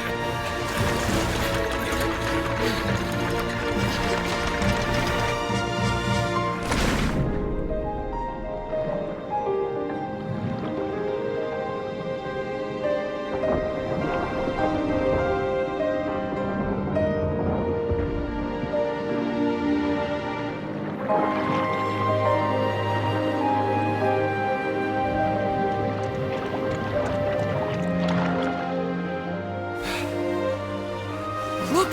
The water's receding!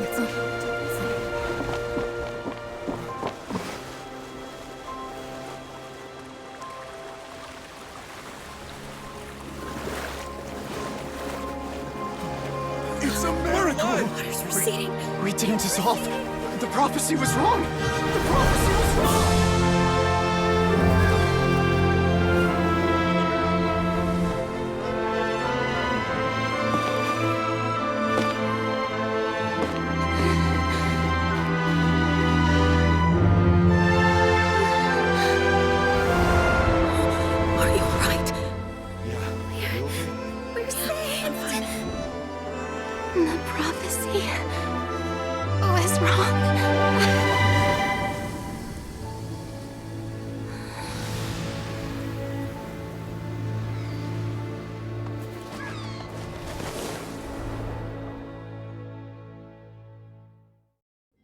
Melusines.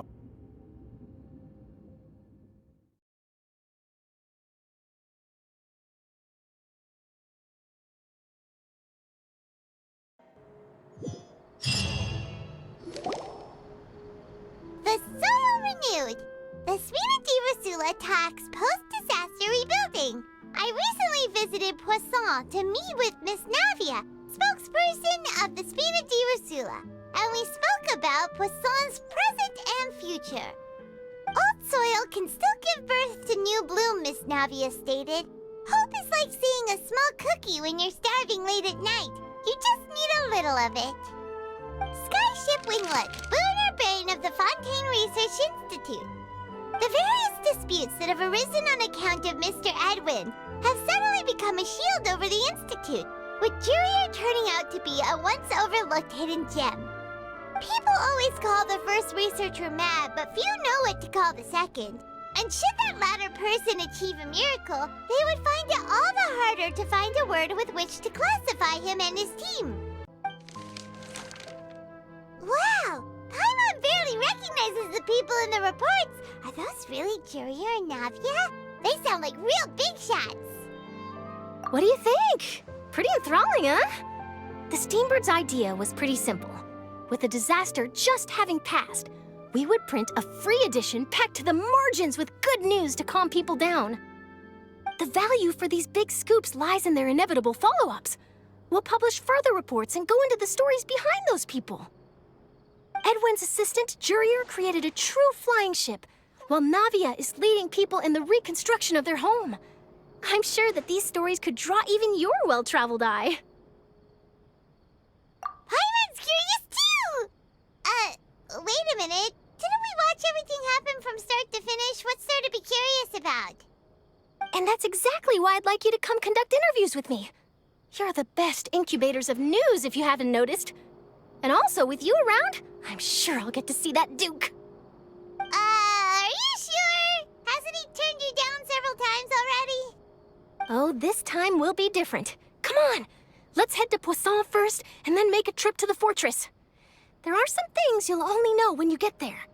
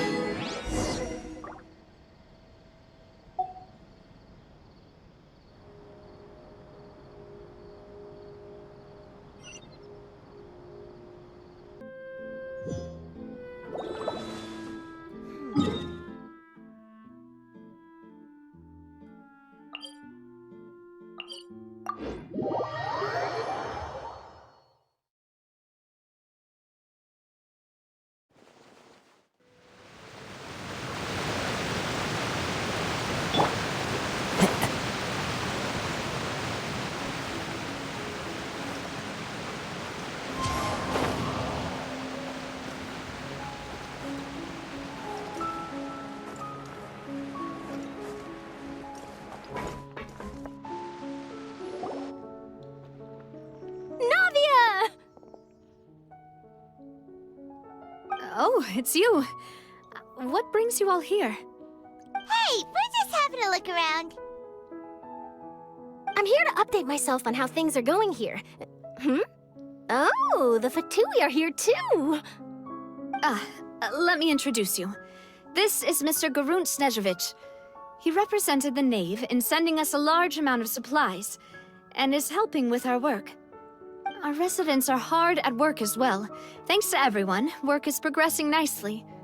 We've lost a lot of people, but we're moving forward.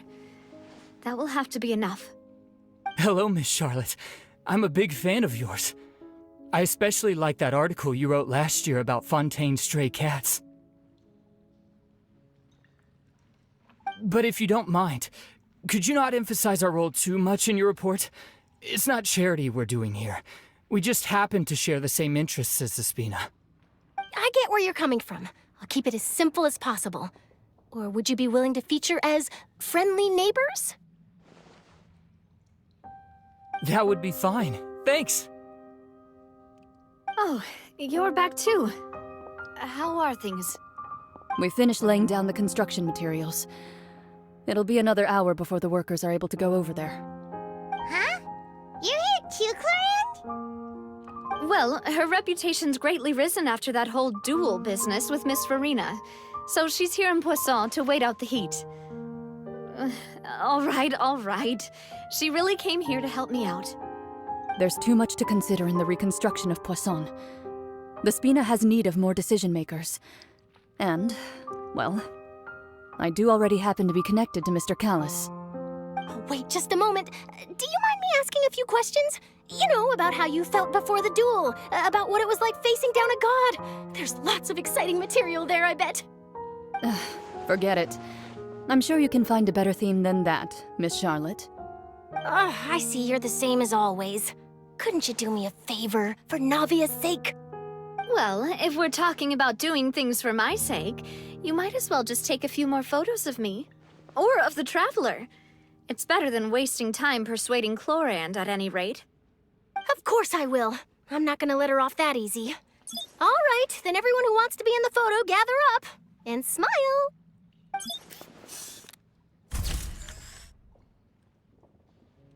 How did it go? Was it a good shot? Did Paimon look cute in it? Not bad. Your addition really helped the composition of the picture. All right, hang on a moment. Let me snap a few more shots.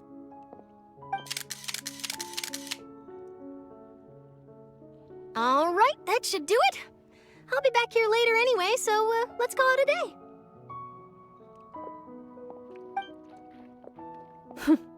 You're very quick. Speed is of the essence when it comes to the news, and freshness is the key. Also, not to brag, but I'm pretty good at building connections. Who knows? I might eventually get that interview with you after all, Miss Chlorand. Wow, you really do have that never say die spirit. I'm impressed. I'll hazard a guess that this is how you got that interview at the Fortress of Maripede. Whoa, you're well informed. Let me make a guess, too. I asked Sijuin, who told Monsieur Nervillette, and he told you, right? That's a very complete information chain. In truth, all Monsieur Nervillette asked me was, when did the fortress become so friendly towards the media? I told him that it was best not to speak too soon. There's no guarantee that Ridesley will make a personal appearance. You're right. I've got to treasure every moment I have with them. In which case, I'll be making a move first. Stay safe now. And tell me if you hear anything interesting. I'll treat you to afternoon tea in exchange.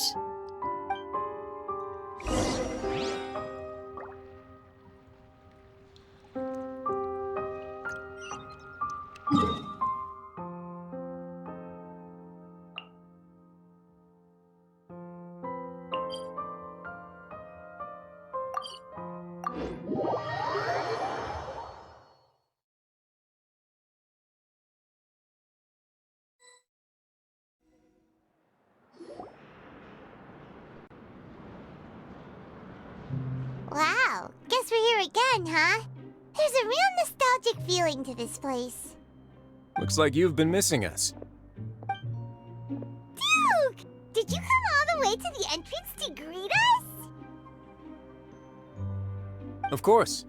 I'm here to welcome you and our dear Miss Charlotte, whom our good head nurse recommended to me. It's an honor to finally meet the much-rumored Duke. Thank you for consenting to my visit to the fortress, sir. No need to thank me. But that said, I shouldn't be the focus of your interview. I trust you recall our agreement? Of course, of course. All right then, this way.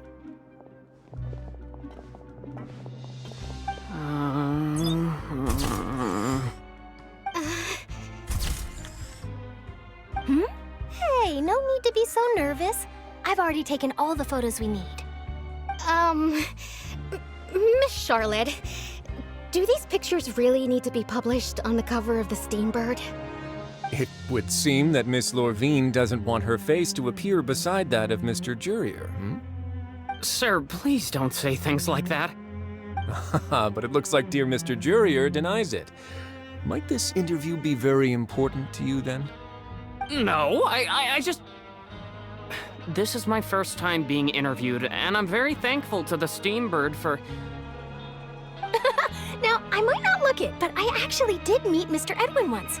And I'll be honest, I enjoyed chatting with you more. You've definitely got more of that genius vibe going on. The boat that brought about a miracle, the ark that saved the people. Why, you recreated a myth back there, like an emissary of legend. Still, if I might ask, where's that flying ship now? Huh! Looks like Charlotte's trying to get herself another exclusive scoop. I have to apologize, but that ship is presently in the bowels of our factory. I'm afraid it won't be easy for you to get a shot of it. Really? Well, then in that case, could I have an interview with you to make up for that loss? You already know my answer, I'm afraid. Best you interview our head nurse instead. Or perhaps you'd like to take another photo of this couple of researchers? Did you really have to use the word couple? Well, then, 2 solo photos will do. Is my hair messed up? Please, someone help me have a look. Things sure are getting pretty lively here. We've seen this kind of thing before. Oh, seems like everyone's here. Would any of you like to try this new drink I came up with? Ah, Sigewinne. Hey, Miss Charlotte. Why don't you, take some pretty photos of our head nurse? Sure. Come on, Miss Sigewinne. Over this way. Let's find a brighter spot. Huh? Sure. Do I have to smile? So, how have things been at the fortress? Same old, as you can see. Fontaine's undergone some changes, but this place is still more or less the same. Other than that flying ship, it got a tad too much attention, I think. That's why I decided to let the interview go through. We should direct more public opinions toward the behind-the-scenes heroes. Am I right, Mr. Jurier? Miss Lurvine? You're too kind, sir. I believe that you too should have your day in the sun. Not that you would want that, which is a pity. I'll just leave the spotlight to you two.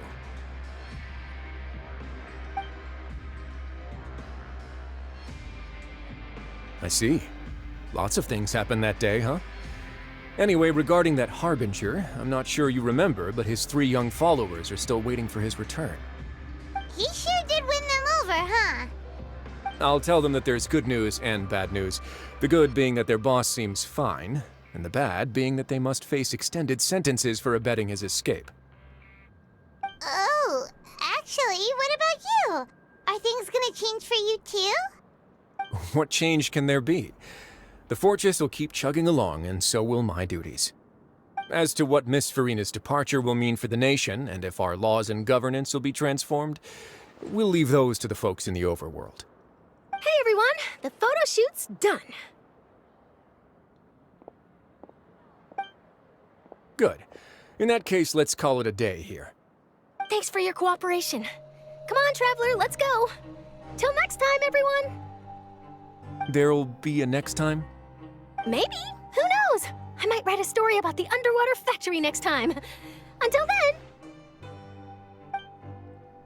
All right. Last stop, the docks.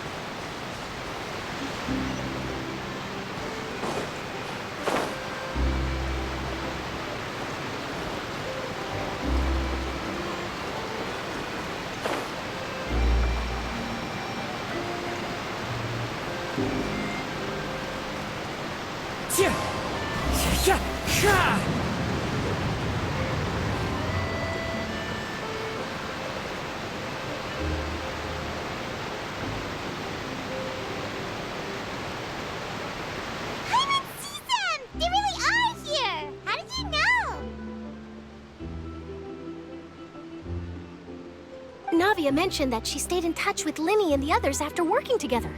Apparently, they've been at the docks distributing these strange pockets the whole time since. Traveler, Paimon. Ah, and Miss Charlotte, too. Would you like a magic pocket? What sort of gadget is it? It's a wondrous bag that can be used to carry many things. The water level has returned to normal, but if you see any of your things floating around, you can use this to carry them. Or you could trick a friend into doing it for you. Trick a friend? I wonder which of my friends would fall for that.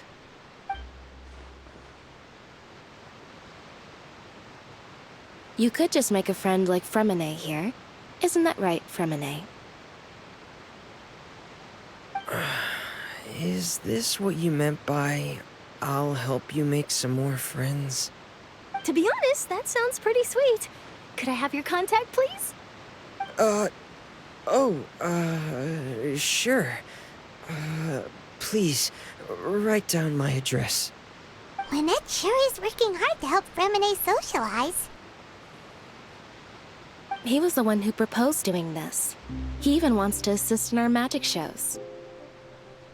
Yes, I was planning to first introduce Pear as an assistant, and later Fremine himself. In the future, I think we can leave underwater escape magic to him too. That said, would anyone want to see a diver escape underwater? Oh, it'll work out. Every journey begins with the first step. He'll become a part of our show eventually. Lynette, could you come over? Miss Charlotte says she wants to take a picture of us. Got it. My, that Charlotte is rather perceptive. She got rid of everyone the moment she realized I had something to say to you. So, how have things been, Traveler? Father says that you did a great deal during the latest events. She's very grateful for your contributions to Fontaine. That's all right. We were more than happy to help. So, what's she doing now? Oh, I guess you haven't heard. Well, after Lady Farina left, Father and Monsieur Neuvillette opened negotiations, during which he gave Fontaine's gnosis to her as a diplomatic gift. A diplomatic gift? A gnosis? Yes, I was quite surprised at first myself. But when I thought it over, there were actually a number of things going for it. It could have been done as an apology for the incident with Lord Child, or as thanks for his help in tying the all-devouring narwhal down. Furthermore, Father did also lend significant aid to Fontaine and Poisson. Well, that's true, but this is a gnosis we're talking about. Doesn't this seem a bit irresponsible? I would agree, but I've also heard that it seems that Monsieur Neuvillette has had a significant change of heart regarding the matter. So there's some reason for this that only Neuvillette knows about? I suspect you'll have to ask him about that yourself. Ah, yes, speaking of which, I did see him strolling around the entrance to the Fortress of Maripede a while back. Isn't he real busy and stuff? Paimon didn't think he'd have the time for that. But back to the topic. The gnosis was given to the knave, right? What about Child? They say that he's returned to Snezhnaya to recover from his wounds. I hear that the recent disaster really did a number on his health. That's true. When you think about it, we've had loads of run-ins with the Fatui. To think we'd be allied with them this time. So shocked by such a simple switching of sides?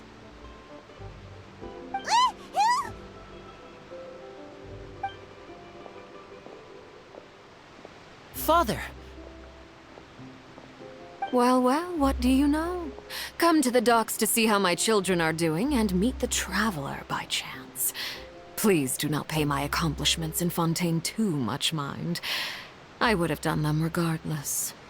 Are you going to take the gnosis back to Snezhnaya? That is our duty as harbingers, yes. Don't be too preoccupied with sides. The goal of the Fatui concerns not a single place or person, but the entire world. With such a grand goal in mind, it is inevitable that we must wear many masks.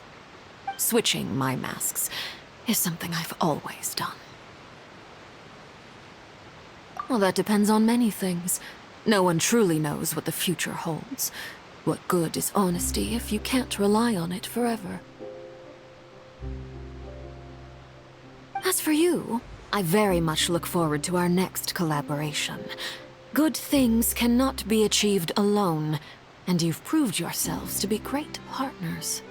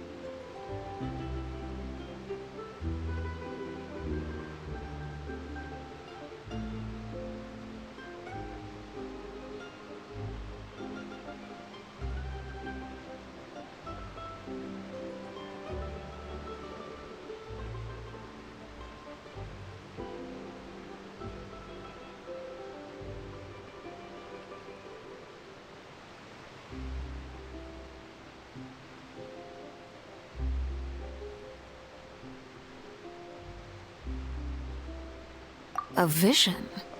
All right. I'll remember to return it. Thank you for keeping it safe for him this entire time. And that's a wrap for me. Huh? You're... Greetings, Miss Journalist. Hello. If I'm not mistaken, there are diplomatic channels I'll need to report to take a photo of you. That is correct. So forgive me, but I will not be able to serve as a subject in your article. However, feel free to write as much as you'd like about our dear magicians and our upcoming rookie talent. I will. The sea breeze is quite pleasant. Oh, I shall continue my walk while the weather remains so agreeable. Farewell. Farewell, Father. Oh, she has such an intimidating presence. I didn't even dare to take a picture. Thankfully, I've already wrapped up all my pre-scheduled interviews. Thank you all. This'll be more than enough for me to write about, I'm sure. Don't be too nervous. Why don't you take a magic pocket before you go? Here, Traveler, Paimon, you take one too. To move things about? That's right. Funny. I was giving out magic pockets when we first met too. And what do you know?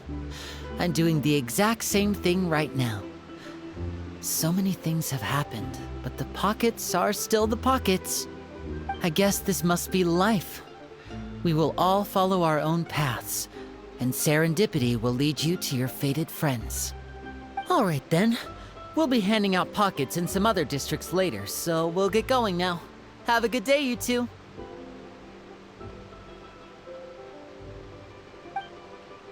Well, guess we sent Charlotte off. Shall we go see what Neverlette's doing? As long as he's not so busy that he doesn't have time to chat anyway.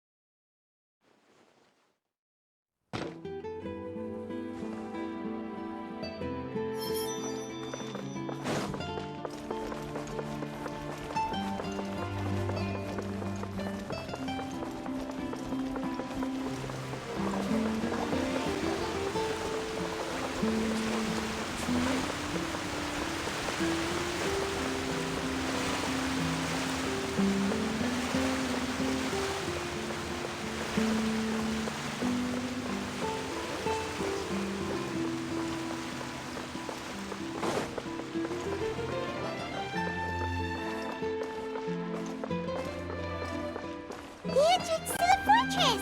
Ooh, he really is there!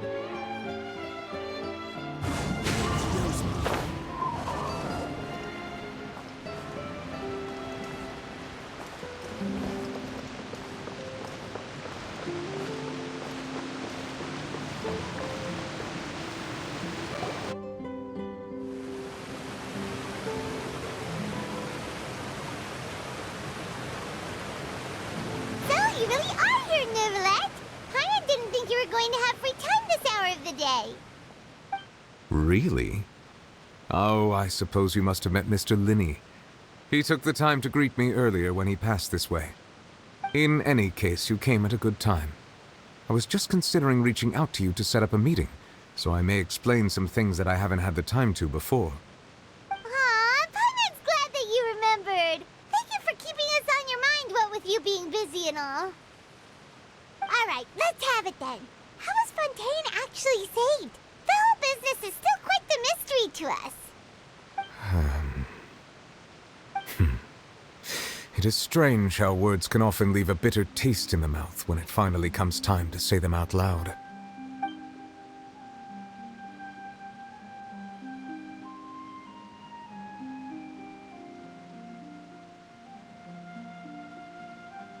Whoa. So that's what happened? Focalor destroyed the divine throne of the Hydro Archon and restored your power to you, transforming you into a fully fledged elemental dragon sovereign. But Paimon still doesn't quite get what you did to save the Fontainians from dissolving. For me, the authority of the ancient dragons refers to absolute control over the hydro element. Fontainians were incomplete humans born of Egeria's use of the power of the primordial sea, with constitutions similar to that of mimics. But so long as those primordial energies remain within them, I could use the ancient dragon's authority to grant them true blood, after the fashion in which life was first brought into being on this planet. In other words, when I gave my verdict, Fontainians became true humans, and thus would naturally no longer be dissolved by water from the primordial sea. Focalor must have counted on you to make that decision as well. Your verdict was the key to making the prophecy appear to have come true while saving everyone. Yeah, and in a manner of speaking, Focalor finally managed to fulfill the original Hydro Archon's wish to turn Oceanids into real people too! It seems from your expressions that you still have more things you wish to ask. Ask away. I will tell you the truth as I know it.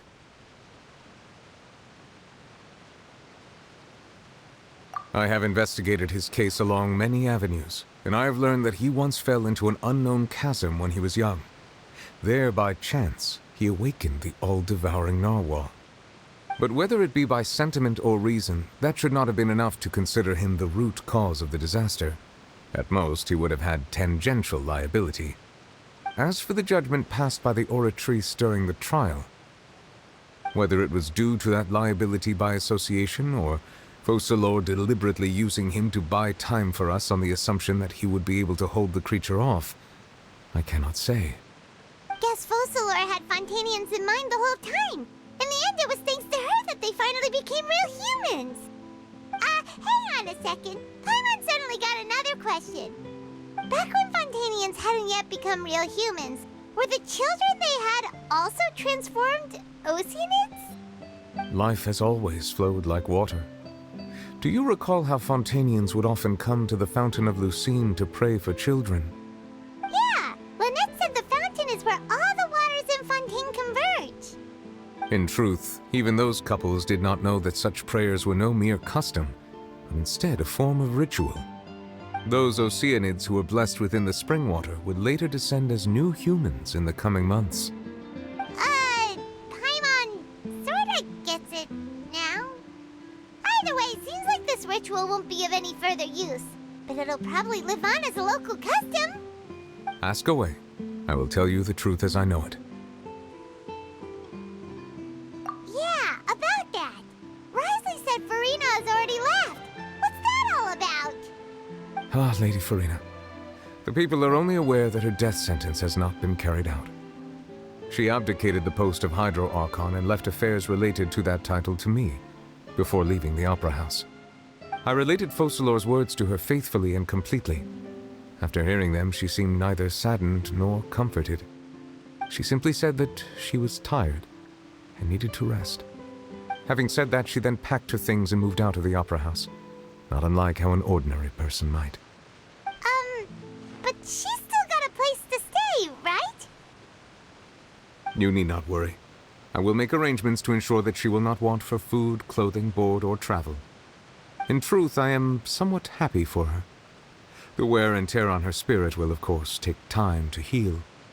But now that she no longer has to play the role of Focalor the Hydro Archon, she can finally lay down her burdens and lead a normal life.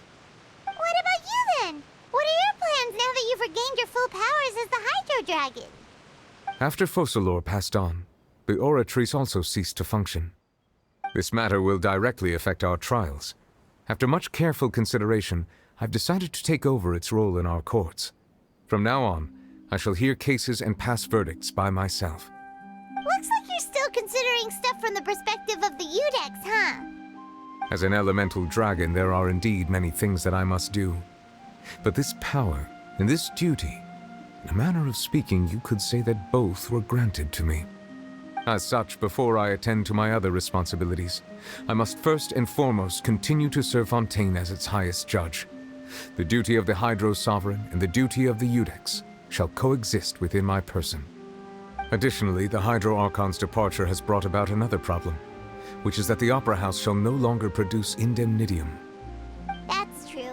That power was derived from the people's faith in the Hydro Archon, wasn't it? Wait, but the various mechs and machines in the city are all still okay. Where are they getting their energy from? As I am now, I have full command over New Musia, and it can serve as a complete substitute. Another reason why I cannot quite leave Fontaine immediately. Wow. This ancient dragon's authority stuff is really quite useful, huh? Ask away. I will tell you the truth as I know it. Oh, that's right! They say you've given it to the knave as a diplomatic gift or something! Leaving aside their intentionality, the two Fatui Harbingers have indeed done much for us during this crisis. Their sole remaining goal in Fontaine, at least at this point, would seem to be the Gnosis. The Oratrice has ceased to function. The Hydro Archon's divine throne is now no more, and I do not need the Gnosis's power. As such, it has lost all meaning for Fontaine. If the Fatui have impure designs, then we might as well accede to their request now, and avoid unnecessary conflict. What complicated considerations? Paimon thought you were just giving it to them out of gratitude to the knave and as an apology to Child. Ask away. I will tell you the truth as I know it. You will soon be heading to Natlan, I presume? I'm afraid that I have little talent as a travel guide, so all I can do is tell you what I know about that land. As far as I'm aware, Natlan can be said to be a nation of dragons. A nation of dragons? You mean like you? No, I suspect that I would not find myself welcome there. Unlike ancient dragons such as myself, the dragons of Natlan have undergone long years of development and evolution. Large numbers of them have entered a form of coexistence with humanity. Natlan is also the nation of war. War ravages those lands like an undying flame. There is one other piece of information I got incidentally from my negotiations with the knave that I believe may be useful to you. The harbinger known as the Captain has thrown his hat into the endless ring of war. The Captain. Sounds like a real tough customer. Seriously, everywhere you look, there's a Fatui Harbinger doing their thing. I suggest that you fully prepare yourself before going to Natlan. In the meantime, Fontaine's doors will always be open to you. Ask away. I will tell you the truth as I know it. Hang on a sec. Paimon's still got a question about the Gnosis. When we spoke to Linny earlier, he mentioned that your attitude towards giving away the Gnosis had clearly changed. We guessed that there might be some reason for it that only you were aware of. No wonder the House of the Hearth is the Fatui's intelligence division. They are certainly sharp. So regarding this specific issue, I was just getting ready to share something with you. What is it? In truth, I exchanged some further words with that lady named Skirk after sending you two back to the surface. It went something like this.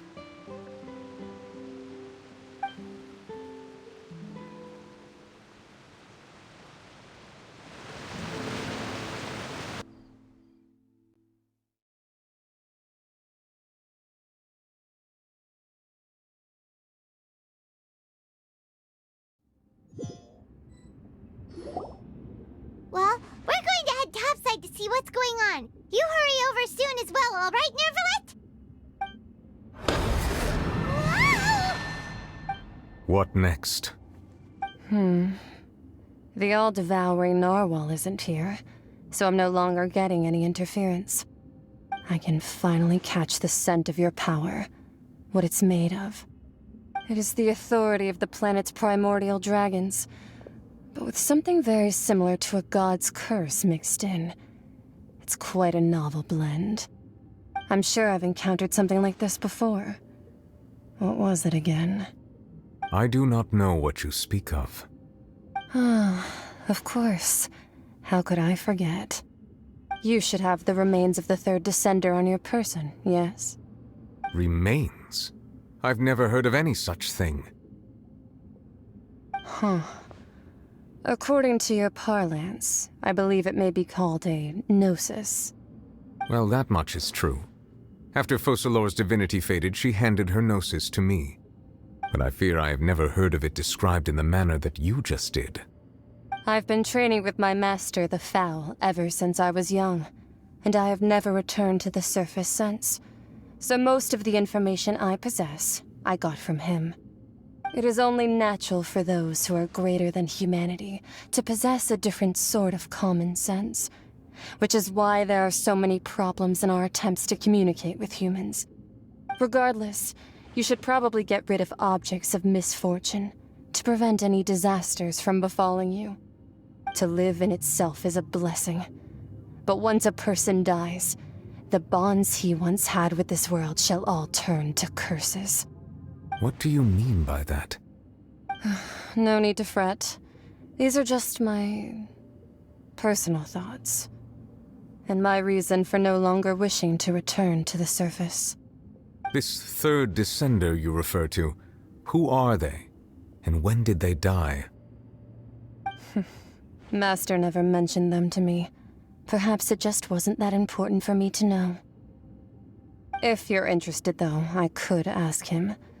I'll be sure to pass the answer on to you next time. Next time? You believe we will meet again? I do. Wait. I have a disciple of my own, don't I?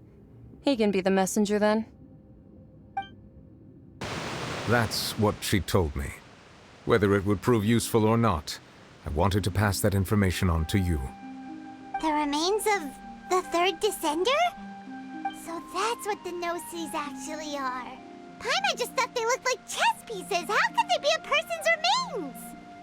All the same, assuming that there was no misunderstanding or special metaphor at play, that is what she meant to say. And she said that it would bring misfortune and that you should check it, which is why you gave it to the Fatui. If she speaks the truth, then I would simply be putting Fontaine at unnecessary risk by keeping it here.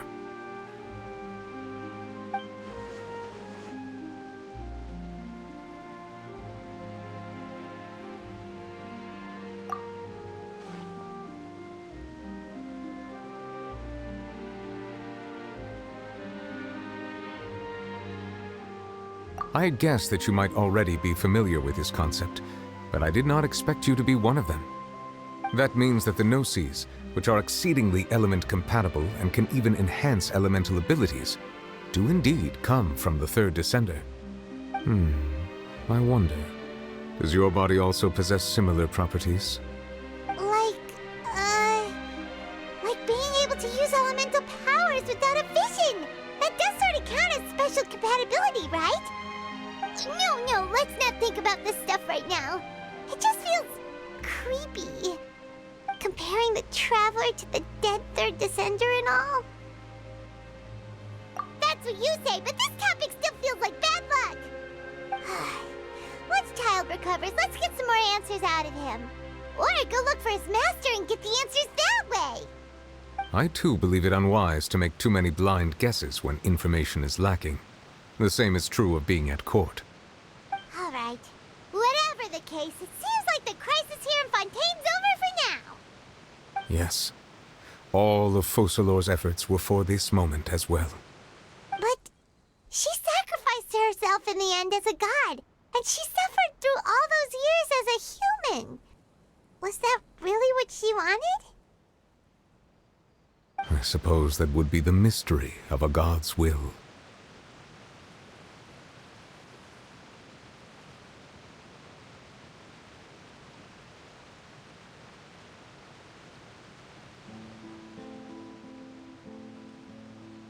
I suspect not. But once in a while, I too would guess that if wishes were like the clouds in the sky, they will one day return to the earth as raindrops. Life flows like water, and rain is the final answer. The water levels may sometimes tilt one way or another, but the rain falls fairly upon all. And what, ultimately, is the difference between the rains that fall upon all of us?